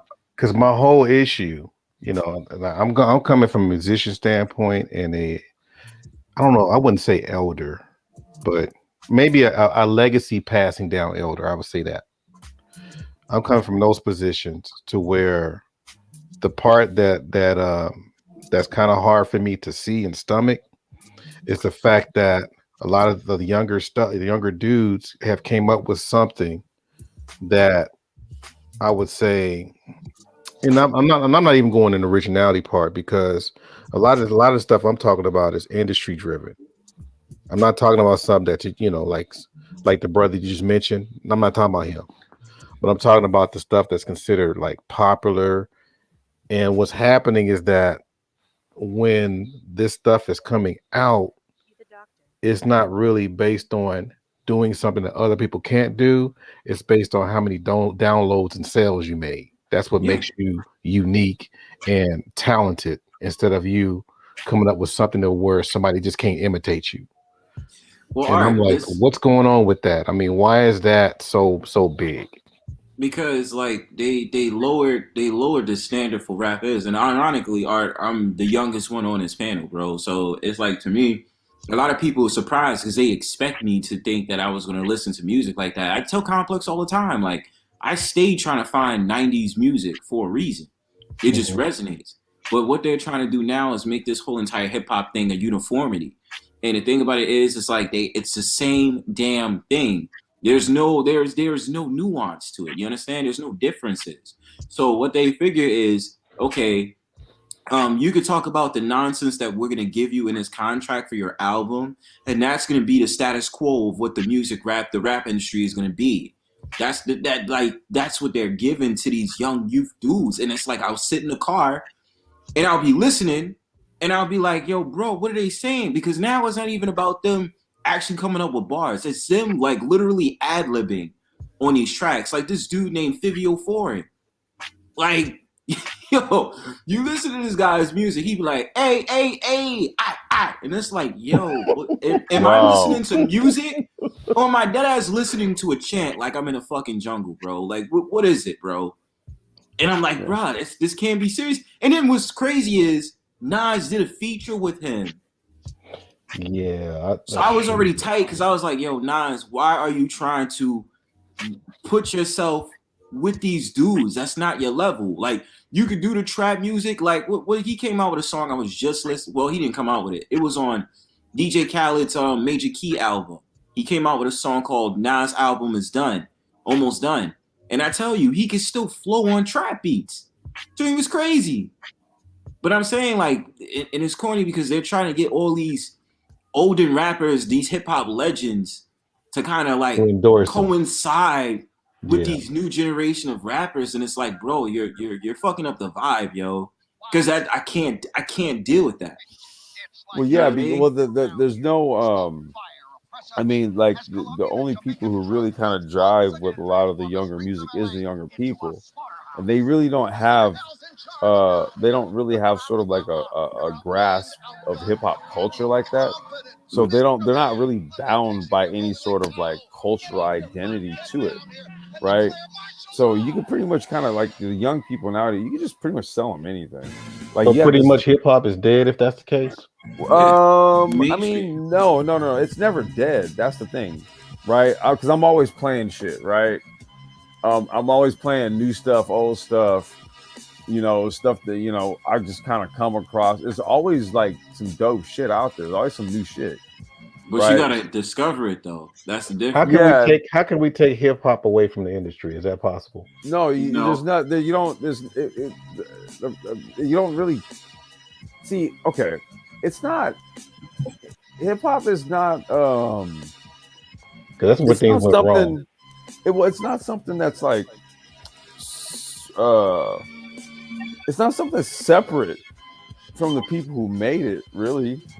Because I am it, right? So no matter what I do, man, I always feel as though like whatever I do has like a hip hop imprint on it, because that's the culture that made me, right?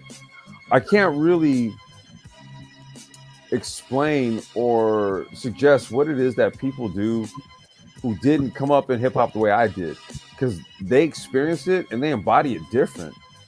You know what I mean? A lot of like we was talking about the trap shit. There's a lot of people, especially I would say over like the last like 10 to 15 years, right? The South was really running rap shit. That really just became the pervading like cultural imprint in hip hop, right? All of a sudden, like you got like niggas in New York and shit rapping over trap beats.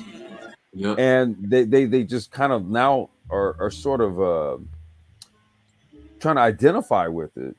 What's funny about that? And do this drill joint too. What's funny about that whole thing? I don't know if y'all know the history the history about the Rockefellers and the medical industry.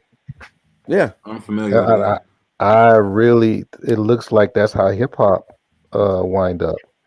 As soon as the Rockefellers took away the nutritional element out of that and just went strictly medicine, all of a sudden it's like, you use medicine and it's there, but it's not necessarily something to where it's going to make you a holistic person. All it is just there to put a Band-Aid on the pain. Well, I'll tell you like this, Art. When I was doing the music thing, here's what I ended up learning. It's like any other business, right? It's supply and demand. Mhm. So the reality is that, you know, when major labels was putting out, like, okay, I remember when I used to do promotions for MCA and like OK Player in LA, right? Like this, like during the Soul Querying days, like 99, 2000, 2001, right? Those 3 years, I do like street promotions for them when I was out, you know, promoting, doing club promotions, all this stuff, right? And you know, we used to really just try to like say like, look, man, you know, you need to push the, you know, the most def shit, you know, need to push, you know, the root shit, need to push the common shit, you know, this. The reality is, man, is that if people ain't fucking with it, they ain't fucking with it, no matter how much you push it. So it's like, from a label standpoint, you could put all kind of money behind it to push it, but if people just like ratchet shit, it's a waste of your money. From a business standpoint, it is. And the reality is, you got to look at Black culture, man, and what it is that Black culture shows to have an affinity for. Black culture has an affinity for bullshit. Agreed. So, so a label is not going to sit up here and pump tons of money into like a Mos Def or a J. Cole, or I'm trying to think of the newer artists nowadays. They're not gonna pump that money into them when they know good and goddamn well this person ain't going multi-platinum, and they ain't doing Cardi B, and they're not gonna have. They're just not. So it wouldn't No, they make. are gonna do Cardi B. They are. Huh? Wait, say They what? are. No, they No, are they gonna do Cardi B numbers. Oh, okay. No, I was saying doing Cardi B numbers, right? Like, if I already know an artist is not gonna do like her numbers, I'm not gonna give this other artist the same marketing budget. But here's the thing on that though, you because it's pushing it, but it's how you do the whole package, and then how much you put it. Because if you go to the old format of payola, I mean, it was highly effective, but it's on steroids now. So if they're able to do that along with social media, Mhm. I mean, that's the thing that I've been paying attention a little bit, because it's definitely way different than how they used to do it. But the whole thing, we already know that repetition is like the most effective form of programming. Mm-hmm. So if they already got there, like it's what it sounds like, and you can correct me if I'm wrong, but if it sounds like whoever got there first to put the imprint in, you got them. Whoever comes later, we ain't putting no money in that unless you're like the people that came in first. No, it's just really Okay, just hook a me up matter then. of they. So that's where, you know, we was talking about like cats like Zoe Williams back in the day, right? He's A&R. Okay, Yeah. A&Rs were tastemakers essentially. Okay, Mhm. and the reality, okay, okay. So let's take for example a one-hit wonder. They call them one-hit wonders for a reason, because there was never any kind of thought or inclination that that whatever they put out would actually be a hit, right? Perfect example of this would be Shaggy, that joint, It Wasn't Me, right? Like that song blew up worldwide, and it was a Hawaiian DJ that just dug the joint up and was like, yo, this song's dope, I'm gonna play it on the radio, and it just caught. The Flying Lotus, Right, but no one, he 2005. didn't. I don't even think he really assumed that he would become an international reggae star off of that shit, right? But so that's one of those instances where, yeah, the one-hit wonder effect does happen, but largely you'll have a bunch of people who really do put out good stuff. Now, this is the stuff I used to deal with. This is the stuff that I used to try to sell to people. I used to try to get the record stores to pick it up, but because they never heard of it, and no one that they know or none of their regular buyers never came in and requested it or asked for it, they were cold on it.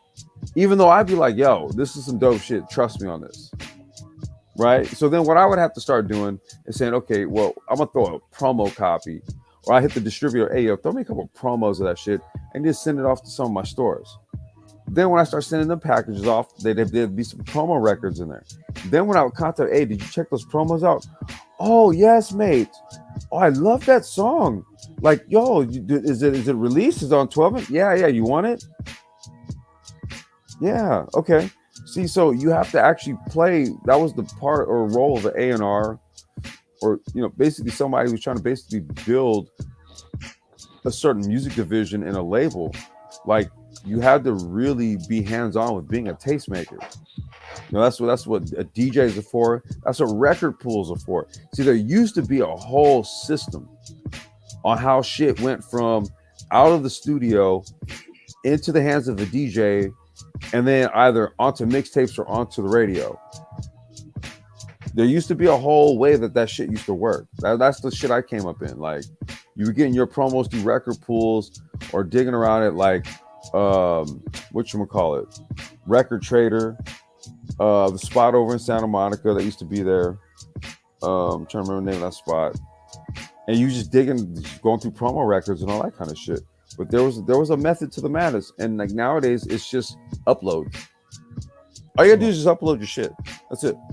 Yeah, because they have all the various platforms you can use via the internet, and that's what they depend on. So, because it's not like, because you already know record stores is obsolete, so everything is dependent on streams. Yeah, they switch the format, and I think YouTube, you're able to get revenue off of the YouTube streams as well. Yeah, I mean, depending on like if the music is like license free or you own it or whatever the case, then your barrier to get it to people's ears, you can just bypass everybody. You don't need. It's like record labels are boutique nowadays, and all they do is sign you to 360. They're just elaborate management companies. They don't actually do anything for you nowadays. Nope.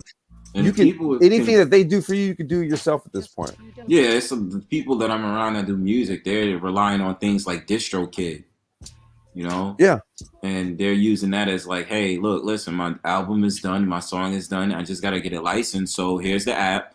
I'll pay whatever amount for it to make sure that it's licensed, and then I'll just put it out myself, and hopefully everything goes right with my marketing. That saves money. IG and all that. That saves the industry money though. You're already ready. Well, the main thing, Art, is that because what happens nowadays is people upload music and it's not like copyright, it's not copywritten or anything like that. Mm-hmm. And then other people just snag the shit and then they just release shit on it, rap over it. And you can't make no kind of claim on it, right? When you used to just, you were trying to like upload shit to SoundCloud and Live Nation and all these other platforms because really you're just trying to get your shit heard. And then all of a sudden people just started like just, straight up beat jacking and shit, right? So now you needed other technological solutions to address that type of stuff. That's what Brownsburg is talking about. These applications where you just, upload the track, pay the licensing fee, and then they go ahead and just broker it through a licensor like an ASCAP or BMI, CSAC, whoever it is. And then that way, when you put your song out there, let somebody. Well, first of all, if you do that, the song will tag on YouTube. So let's say somebody plays it. That live stream when it replays, you'll see something in the description that'll show that, hey, this is a copywritten song. Yep. Right? You'll get what they call a copyright claim, not a strike, a claim. So just doing that, you got that. I mean, I get them on the channel all the time, but the channel's not monetized, so they don't like strike your channel. They just say, hey, there's a claim. Yo, I was my bad to interrupt you. I was freaking out about that because I was like, yo, what does that mean? Does that mean that they're going to sit up there and go crazy off my thing? No. All it means is that a song that you played, basically tripped the algorithm. Mm-hmm. And so when they say there's a claim, they're just saying, hey, this song is this, and this is the artist and all that, right? And that's all it is. When you get a strike is different from a claim. That's just somebody saying, hey, there was music paid and that's mine. So if your channel is monetized, what they would typically do is demonetize that channel or that video. Yeah. So because I was like, I ain't got nothing to worry about. If your channel's not monetized, don't worry about it, dude. Yeah. That's why I play shit on this channel. It's not monetized, so I don't care. Yeah. I was like, nah, son, I ain't trying to do that. Go ahead. No, Blaze said, yeah, DJs used to break records. Yeah, exactly. That used to be the job of the DJ to put artists on. Yeah. Not anymore. Like I said, you just upload. Clive Davis. No, I'm joking. Like it's really weird now because it's like dudes is still trying to go to clubs and get their records broke. Like I hear it all the time, and these dudes will pay like $200 or whatever, and just be like going to these clubs. But it's just like, but why? Like so many people is getting famous off of IG, and this is another thing that I was finding weird because a lot of these comedians, like these IG comedians and like YouTube stars, is just like randomly just rapping out of nowhere, and I'm like, yo, who the hell are these people? Like, Whoa, wow. yeah, they have a lot of these IG comedians that at first you don't think that they're, they just, they making their funny little videos off of what used to be Vine, now just on IGTV or whatever, and all of a sudden they be like, yeah, I rap now, I sing, and I'm like, wait a minute, what? Like, so what's that? Is that? I What you mean, doing? yeah, you're multi-talented, I guess. I mean, there's nothing. No, I'm just saying, there's nothing like nothing validates you more than being able to spit a hot 16. But they're not. But that's. But you gotta understand this era though. Like that I know that it's like fucking trash, man. Like because anybody can rap nowadays. Anybody. Yeah, can. exactly. Anybody like the bar is set so low, yo. That's It pisses me my off. point.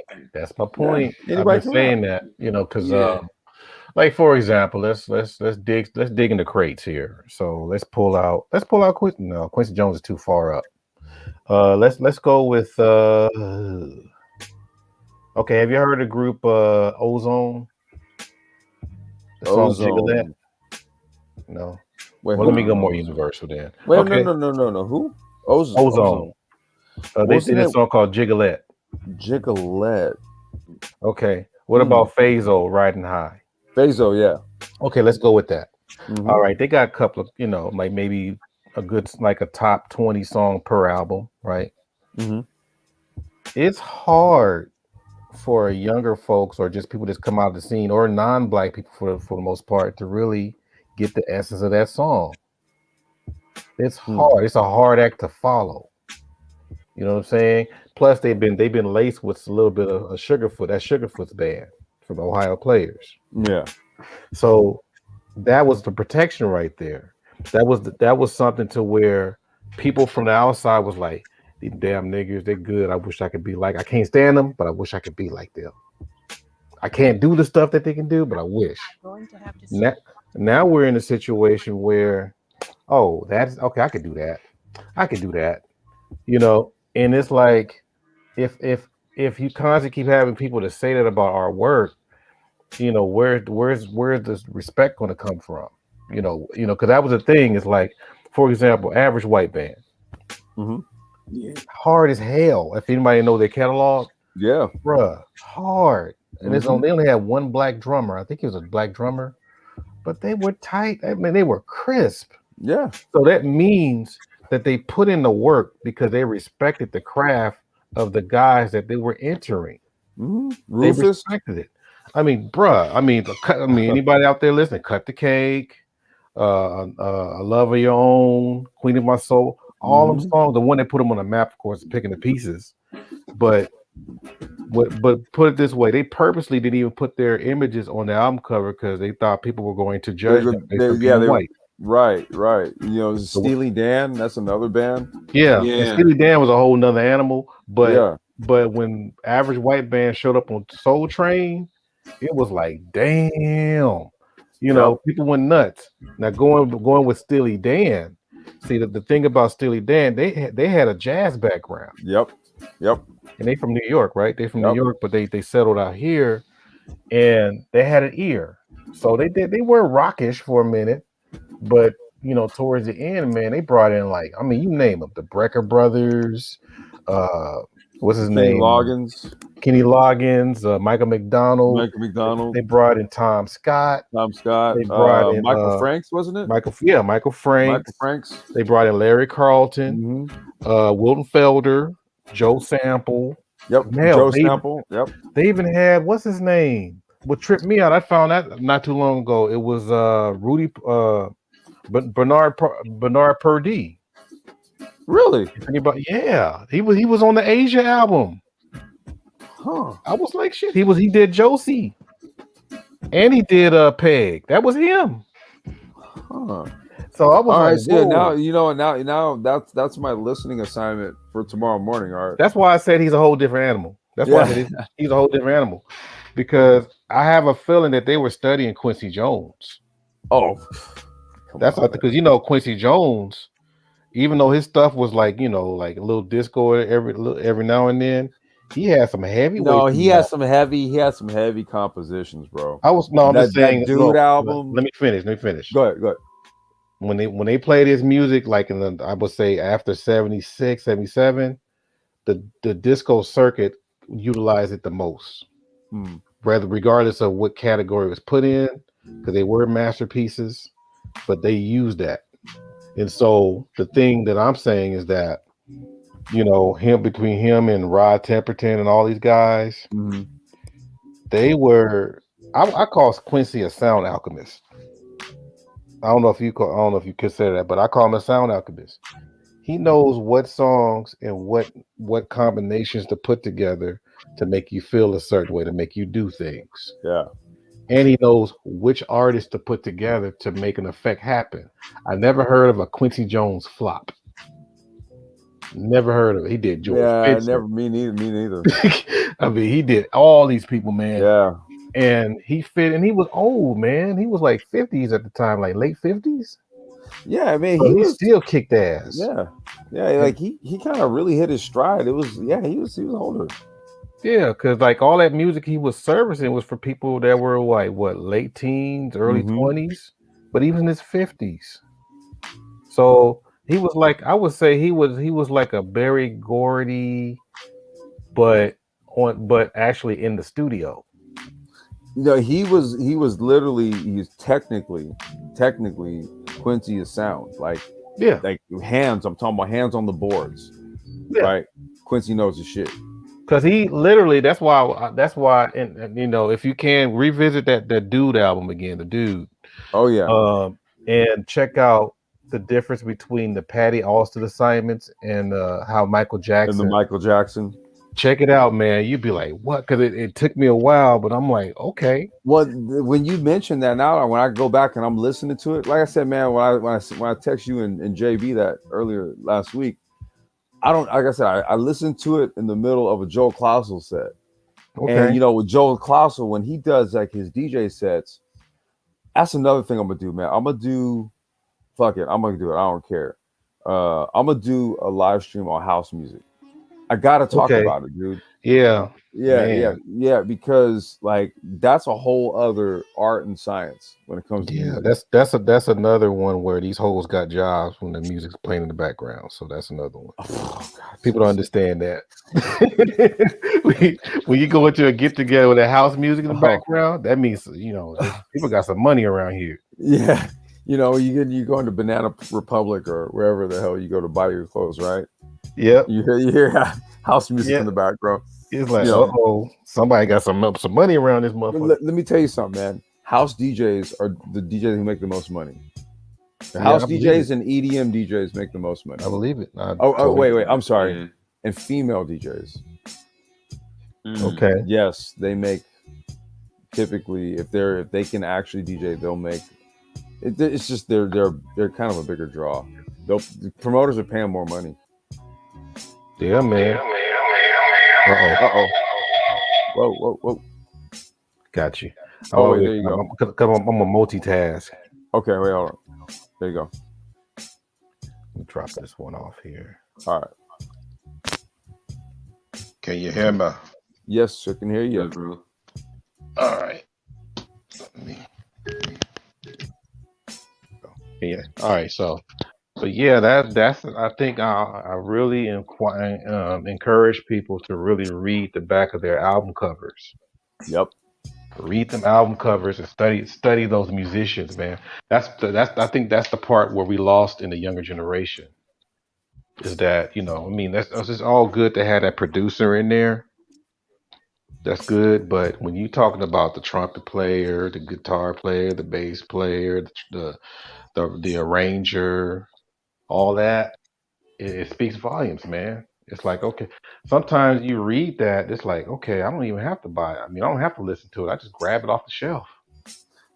I mean, man, that was the thing, man. You know, how I know records was studying liner notes. You know, Yeah, like who produced it, who executive produced it, mm-hmm. what year, the label, you know, who was the engineer. Yeah, the engineers too. Yeah, You I mean, know, because like you know, like look, you get to a point where it's like if I could listen to a hip hop joint and know if Bob Power mixed it or not. yeah, that was the thing. That's why it was so important to have the Juice Crew and Mm-hmm. all these other guys, because you knew Marty Marr was, if he had his hand in it. I mean, I'm going to buy it, but let me hear it a little bit. You know, Yeah, that was that whole thing with Cold Chilling Records. It's like, okay, so that's the thing that I think that's the lost art that we. Matter of fact, I don't think my mom and dad really got down like that. well, records. I'm the yeah, as far as jazz and looking at fusion. My mom was straight up into to James Brown and the OJs, that kind of stuff. What's the name? What's the dude's name that was in the, with the impressions that sung with Curtis Mayfield? Jerry Butler. She was in the Jerry Jerry Butler. Butler. Yeah, she was in that kind of stuff. My dad was more into the dude that did that got the guy that did the Duke of Earl, little Isaac Hayes, you know, that kind of thing. So, but Okay. me, I'm how can I say I'm an anomaly. I'm hell Weather Report. Shit, I'm Oh into yeah, Roy Bob Ayers, James, Roy Roy Bob Ayers, Ayers, James, yeah. all the all that shit. CTI people. Yep, You know, CTI, Atco. yeah, I'm all into that. Yep, yep. So I'm different, man. You know, so I guess I just feel bad that people haven't really got a hold of that, because that kind of music, if you listen to that, it's like my whole thing is let me hear something that's hard for somebody else to do. That's my whole thing. If it's hard for them to do, then that and it's ours, I'm protecting it. I'm championing it. I'm flaunting it. You know, they tried to say that Larry Correll was the king of fusion. I'm like, hell to the no, it was Miles Davis. Right. I always put it at Miles Davis. Yeah. You know, from Bitches Brew to In the Corner, on the corner, Mm-hmm. between them two. Some people, other people say what a silent way, but you know, I'm like, we gotta protect. What would you say protect, or would you say, yeah, we might as well. We need to protect what's ours, man. Well, I would say it's there, right? I think what we have to do is appreciate it, right? I mean, because I mean, you don't. If I mean, and look, just the mere fact, dude, in Black culture, if mumble rap has any sort of semblance or significance whatsoever, then that largely tells me that your younger generations do not appreciate the true artisans, right, that came before them. Like you just mentioned, Right. Miles Davis, dude. I bet you your average millennial doesn't even know who the hell that is. Yeah. Yeah, that's true. Yeah. If I had a picture of Michael Jackson from off the wall, they'd be like, "Who's that?" Yeah. Well, millennials would know. You mainly No, now they you're wouldn't know who talking to Miles millennials. Davis is, though. They would okay, millennial. Well, I'll say the millennials point. If we mention who Miles Davis is, then no, they wouldn't. They wouldn't understand that. And even if you say Roy Ayers, if you wasn't mentioning that song in the Sunshine, then they probably wouldn't know who that is either. You know what I'm saying? Yeah. Right. So it would be that. And I mean, like, look, like what I noticed is that you have Gen Z kids, certain Gen Z kids that I talk to, millennials, that's around my age and stuff. They'll go back to the music, but usually I hear a lot of the times they go to the late '90s, the '90s, and early 2000s. Yeah. I mean, And that's I'm the type of understandable. dude that's just like, yo, I listen to like my favorite. I was jamming Dynasty last summer. And Oh, I okay. just like Dynasty a Land of lot. music. Yeah, Dynasty. There was a couple of other people I like, but Yeah, I that's was like the Leon Silver's Dynasty. the third right there. Yeah, Solar man. Records. Yeah, But Dynasty. I was loving the fast lane. That was my joint, yo. I was playing out in the J train. I was like, yo, that's the joint right there. But it's just that when it comes to it, it's all about programming too. Because if you hear these Gen Z yeah, kids, usually they're always repetition. just talking about, yeah, my favorite rapper, the rappers that I know about is Pac and Biggie. But it's just like, no. The radio told you about Pac and Biggie. You're not gonna That sit was here my and tell point me, earlier. Mhm. yeah, and you're only saying that because they was mainstream. Why do we keep not talk? Why are we not talking about Guru? Like, like the Yeah. artists like that, and I mean, I guess, hell, what yeah, about and I'm Spoonie like, yo, G? they You do know, not give Guru, we and don't then why go I get far. tight. Yeah, exactly. And I get so tight because Guru deserves much more credit. Like, I'm hearing all these 90s songs, and I'm just like, yo, they sample Guru's voice because it was so golden with his deadpan voice. They Yeah. use it and it connected with the sample and the beat that they made. So it's like, Worse, yo, I manifest. But Yeah, but yeah, but even go back ahead. in the day, man, like Gangstar was never like it was that was look, even back then, man, like you had the people that like listen to like bullshit, and then you had the cats that was listening to the real shit, right? mhm. And it's still reflected in how it is that black folks are largely looking to consume their art. It's it's the same shit basically, man. Now, if back then it was like that, I don't think Gangstar ever went platinum. I think at one point Moment of Truth or one of the albums ultimately did, like after Guru I think passed. the Arena or something got the highest. Yeah, it If was I'm not one of them. mistaken. Yeah, I think some of one of them at this point probably has, but I mean, it was hard for dudes like them to like even go gold, for example. Whereas you just had like corny ass rappers, like come on and shit within the first 2 weeks, first month, their shit is out, dude. They've already gone, platinum or oh god, did I just say that? Yeah. It's getting late, man. I think that's what I just kind of had a moment here because it's going on 2 hours, man. I did the cannabis live stream earlier, so I've been going on 4 hours live, man. Yeah, I'm up here. That's why I had to switch because I'm up.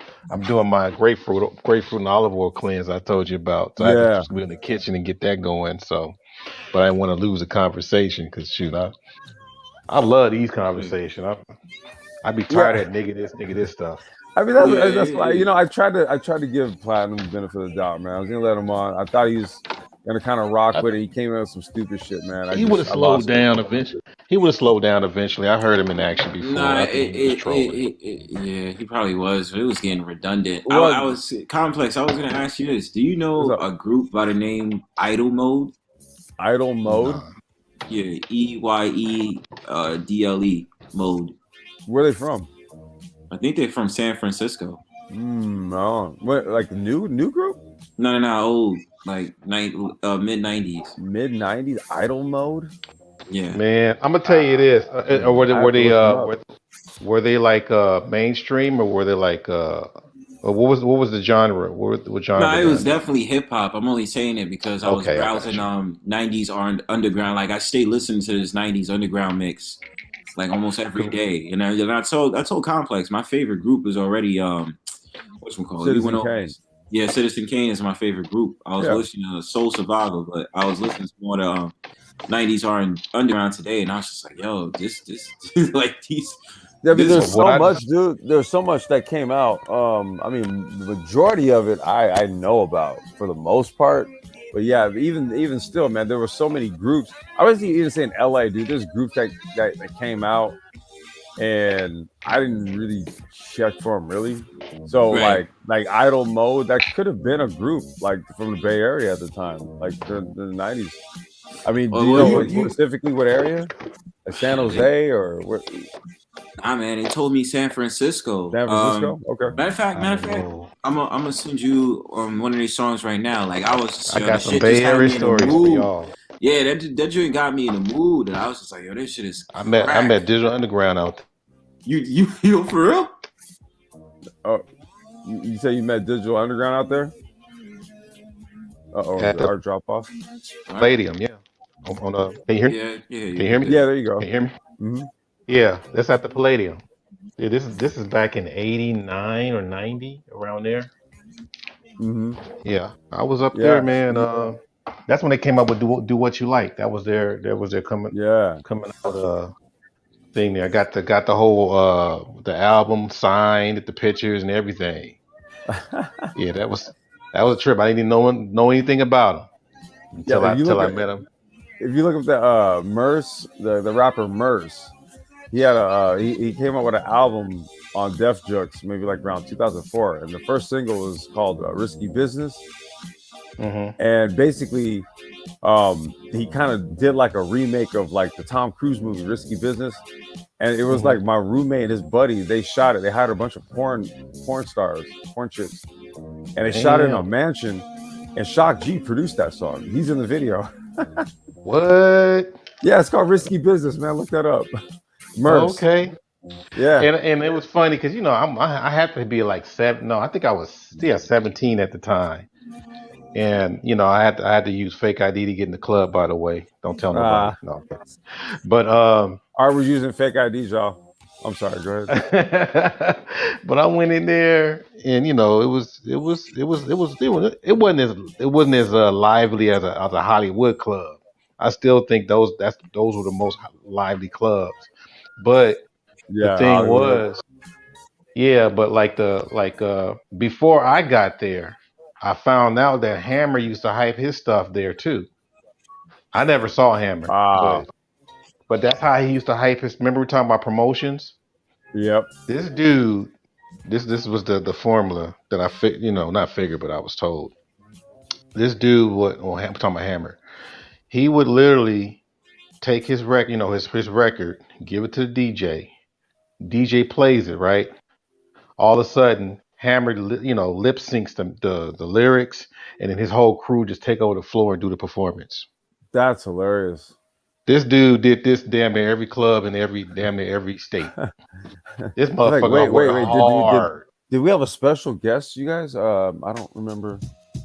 The DJ's like, wait, what just happened here? There's a guy performing?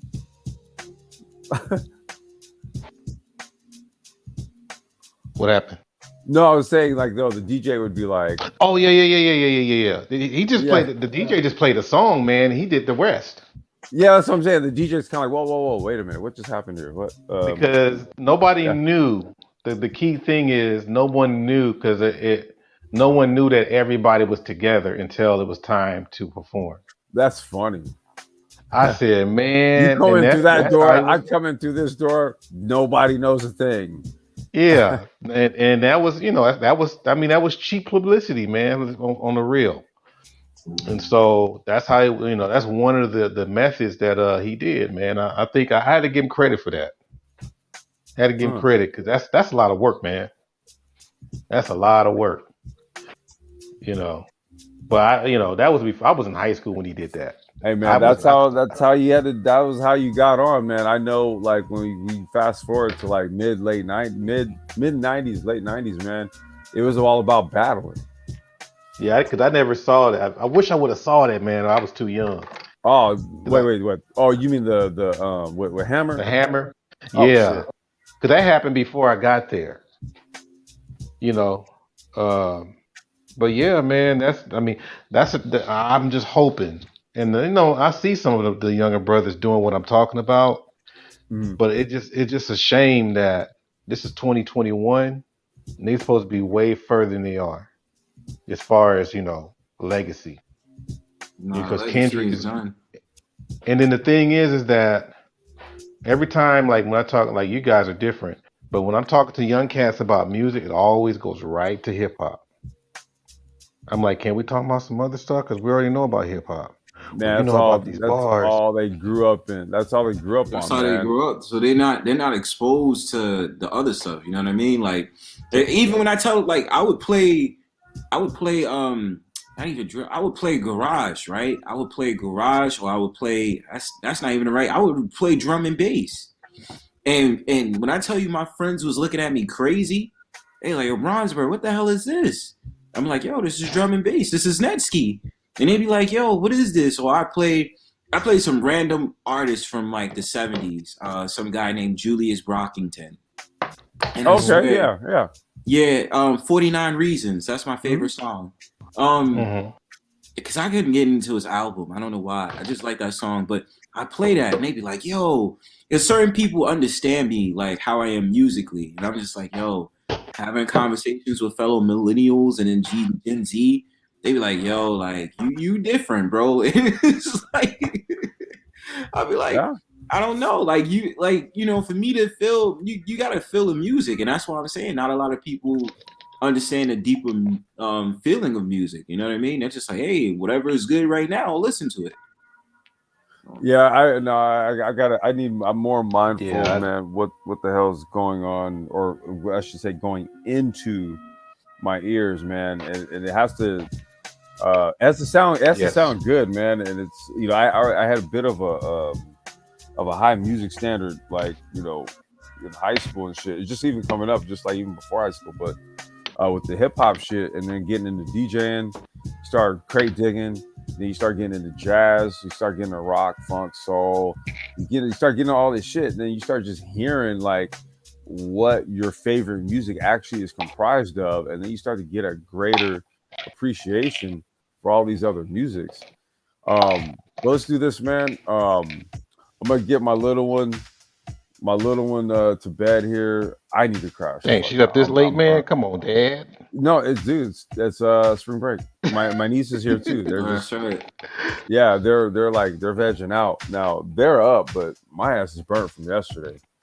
Yo, it's all good, bro. Good to see. Finally had to search for you. Yeah, man, I thought you just knew I thought you knew about this channel and shit. No, bro, literally all I do is use complex design, and I was just like, yo, it's been like a month or two, and I'm like, yo, the Sapio-Sexual shit is dope, bro. Like, how do you just end this? And I was I didn't. Dude, go to the brain trust and go look at how many I've done over here. No, I did. Been doing them here. I did look. No, I did look. Okay. And that's why I had subscribed to you. And I was like, when you was talking about the other thing, I had mentioned you in a video, and I was just like, yo. Oh yeah, that video you did, dude. That was dope, by the way, man. That was good dope. looks, that bro. Dope You inspired it. So I was just like, yo, good looks for that, because you mentioned that on another pen. I was like, yo, good looks. But yeah, I told you, bro. Like, I looked around and I was like, oh, okay, this is why I found it. Somebody told me where to find you, and I was like, okay, the Black Brain Trust. Okay, cool. So then I subscribed. So good. No, we're gonna be no, on my channel, man, you'll just see me doing my gardening shit. That's all, man. Like anything else, just come over here. Cool, straight. So I'll just come through to the next one. I'm already familiar with you, Art. Yeah, I'm already familiar with you. Oh, you're already familiar with me? Okay. Yeah, I came on your joint. I was looking at what y'all was doing. It was cool. Yeah. Oh, okay. I appreciate it, man. I thought I was an oddball. I'm just a regular teacher. Not at all. But that's why I'm saying these spaces, before I go, these spaces are always needed, because you see the different talents people bring, you know what I'm saying? And too many times people just think, oh, all y'all do is talk shit. And I said, no, we don't. There's so many different various things that our brothers do that y'all not trying to see. So, like, nah. Yeah, truth, I haven't called women the B word that much, so that's why I'm not that popular. So. Progress. I'm a flunky. I'm a reject. You know. Well, I'm waiting. I'm waiting to see what the title of Platinum Elite's live stream will be in the morning. Any wagers? Any wagers? Oh, he ain't tripping. I bet you there's gonna be another one. He'll troll. He'll troll. He does it all the time, dude. He poaches topics. He'll poach topics here and then kind of do his thing over there, and I'm just like, bro, come on, all right, whatever. But that's why he kind of made his way over here, did that. And I was just like, dude, I was surprised though. I ain't gonna lie. I was like, huh? I really thought he was gonna be a little bit surprised. He just came on with some next shit. Like, what are you talking about, bro? Like, I was confused. Then I shook it off. I said, oh, that's platinum. Okay. Yeah, that's just platinum. That's platinum. All right, whatever. Let's go with it. Okay. Some next shit. Yeah. Well, hey man, y'all got any last words, man? It's 12 o'clock. I'm gonna go ahead and I'm gonna go Betty bye. I'm gonna try to. Last words is just keep a grown man conversation going. And don't apologize for it. Nope, not at all. Hey, you gonna be around tomorrow, Art? Yeah, I'll be around. All right, I'll call you tomorrow. All right, fam. Good looking out, y'all. Bird. Yeah, absolutely. Take care, Bird. Complex. So peace, Art. Complex, you know the deal, bro. As usual, great things. Finally found the channel, so everybody subscribe and like, you know what I'm saying, and to see you in the next. Everybody go subscribe to Bronze Bird, man. That's what everybody needs to do. Go subscribe to his channel. Appreciate it. dropping some nice content, man. I shared some of it. Was that last week? Yeah, the BLM joint. The BLM I'm gonna try joint, to run yeah. I'm gonna try to run a panel Friday. Friday? Yeah, for the first time. I'm gonna try to see what's up with it. Yeah. I'll roll through. Yeah, good looks, bro. Yeah, but definitely, bro. Keep doing your thing, man. I'm gonna roll out. Okay, yeah, man. We'll probably be live tomorrow night too. Okay, like I said, cool, I'm not really pressed too much this week because the kids are out for spring break, and yeah, so I've typically just been doing like, when I can, like every night here. So yeah, just roll through tomorrow night, dude. I'll go live. Straight. All right, yeah, I'll be through. All right, peace, bro. All right, brother. Peace. Peace. All right, and yeah, I appreciate everyone for rolling through. Art, MOT, Renaissance Man, Bronzebird, hell, even Platinum Elite. Even though he kind of came in on some dumb shit, but it's whatever. Yeah, hit the like button, and we will be back actually tomorrow morning for Black Tech Talk. So we'll get at y'all tomorrow. Peace.